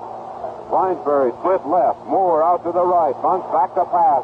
Completes it out there at the 48-yard line. Down to the 45 goes Miles Moore. Finally nailed to the ground down at the Michigan 41-yard line by Bruce Elliott. Pass play good for 12 yards. They are shy of a first down by a couple. Second down, about 3 yards to go. 1 minute remaining on the clock. Bunts back to pass. Completes it out there at the 40-yard line. He gets away from one defender, Jackie Brown, down to the 28-yard line. Stanford is moving that football. 13-yard pickup. Completed to Sanderson in the arm of Don Bunts. Bruce Elliott made the stop along with Tommy Beckman. But the Indians have the football at the 28-yard line. 51 seconds remaining in this game. Michigan holding on to a 12-10 lead. Stanford has it first and 10 at the 28-yard line. Bunts back to pass again. Pass downfield, completed down on the 17-yard line. Halfway completed to John Winesbury, the sensational sophomore. What a day this youngster has had. Bruce Elliott, Tom Darden made the stop at the 17. After a gain of 11, another first down. And just like that, the Stanford Indians. The engineering of Don Bunts leading the way has moved the ball from the 22 down to the Michigan 17. The Wolverines now leading by only 2. Handoff goes to the near back in there. Reggie Sanderson is able to wedge his way forward for a couple of yards, moving down to the 14-yard line. 24, 23 seconds. Garcia is a fine field goal kicker. Let me check with you on this, Don Klein, having followed Stanford all season long. They have it down just inside the 15 on the right hash mark. How has Rod Garcia done this year on three-point attempts? Well, Rod kicks well under pressure. As a matter of fact, he's kicked 14 out of 27 prior to the one he kicked here today. But Stanford's precision offense going into its 2-minute offense, there's no question. Don Bunts, of course, has had some calling plays for Mike White, the offensive coordinator for the Indians. Don Bunts is executing perfectly. Michigan, as you indicate, Don, has had to drop back into a 3-man force could beat them. But at the same time, they're yielding the yardage with which Garcia is now moving down within what should be field goal range for him. And the question now is what Stanford will do on this next play to maybe move the ball over into better kicking range, that is, in respect to the sideline. Here again, Don Kramer. 22 seconds remaining. Stanford with a football on the 14. Second down, 7 yards to go. They line up Winesbury to the left side. Sanderson and Brown at the setback. Handoff goes to the tailback who slants off the left side right in the middle of the field, and that was the aim of that play. Jackie Brown got it back to the line of scrimmage no more, but they ran toward the center of the field. And Stanford has called another timeout with 16 seconds remaining. And into the ball game trots Rod Garcia, who stands only 5'9", weighs 155. He's only a sophomore. He had for 14 field goals, and that was tops in the nation. He's from La Mirada, California. Now, the ball is spotted just inside that right hash mark. The time remaining on the clock, 16 seconds. Michigan leading in this game on the strength of that safety, 12-10 over the Stanford Indians, and it's been quite a football game. At the 14. It's third down, but that is inconsequential at this stage. Garcia will be kicking from nearly the middle of the field on this drive. Stanford taking advantage of that timeout to set it up perfectly, make sure they have their blocking assignment set. As Garcia comes out of there, points to the spot just outside the 20-yard line where Steve Murray will set it down. It'll be spotted on the 21-yard line. It'll be a 31-yard field goal if Garcia hits it. Michigan in on defense, driving in there. The kick is up. It's in that direction. The kick is good. Stanford leads Michigan by a score of 13-12, and we have only 12 seconds remaining on that clock.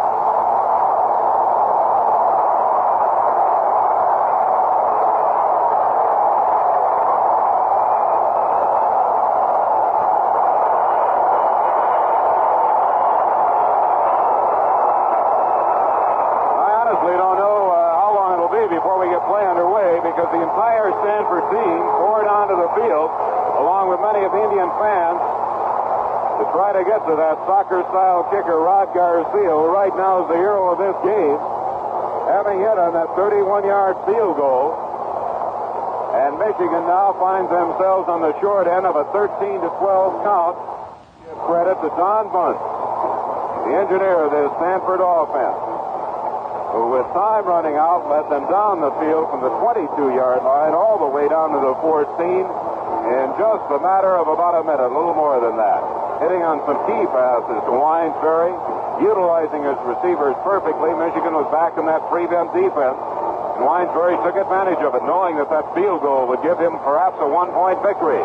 It will take a near miracle now for Michigan to pull this off. Don, this is some sort of retribution, a chance for Rod Garcia to make amends, a boy who missed 5 field goals in the San Jose State game, kicking under the tremendous pressure here in the Rose Bowl today.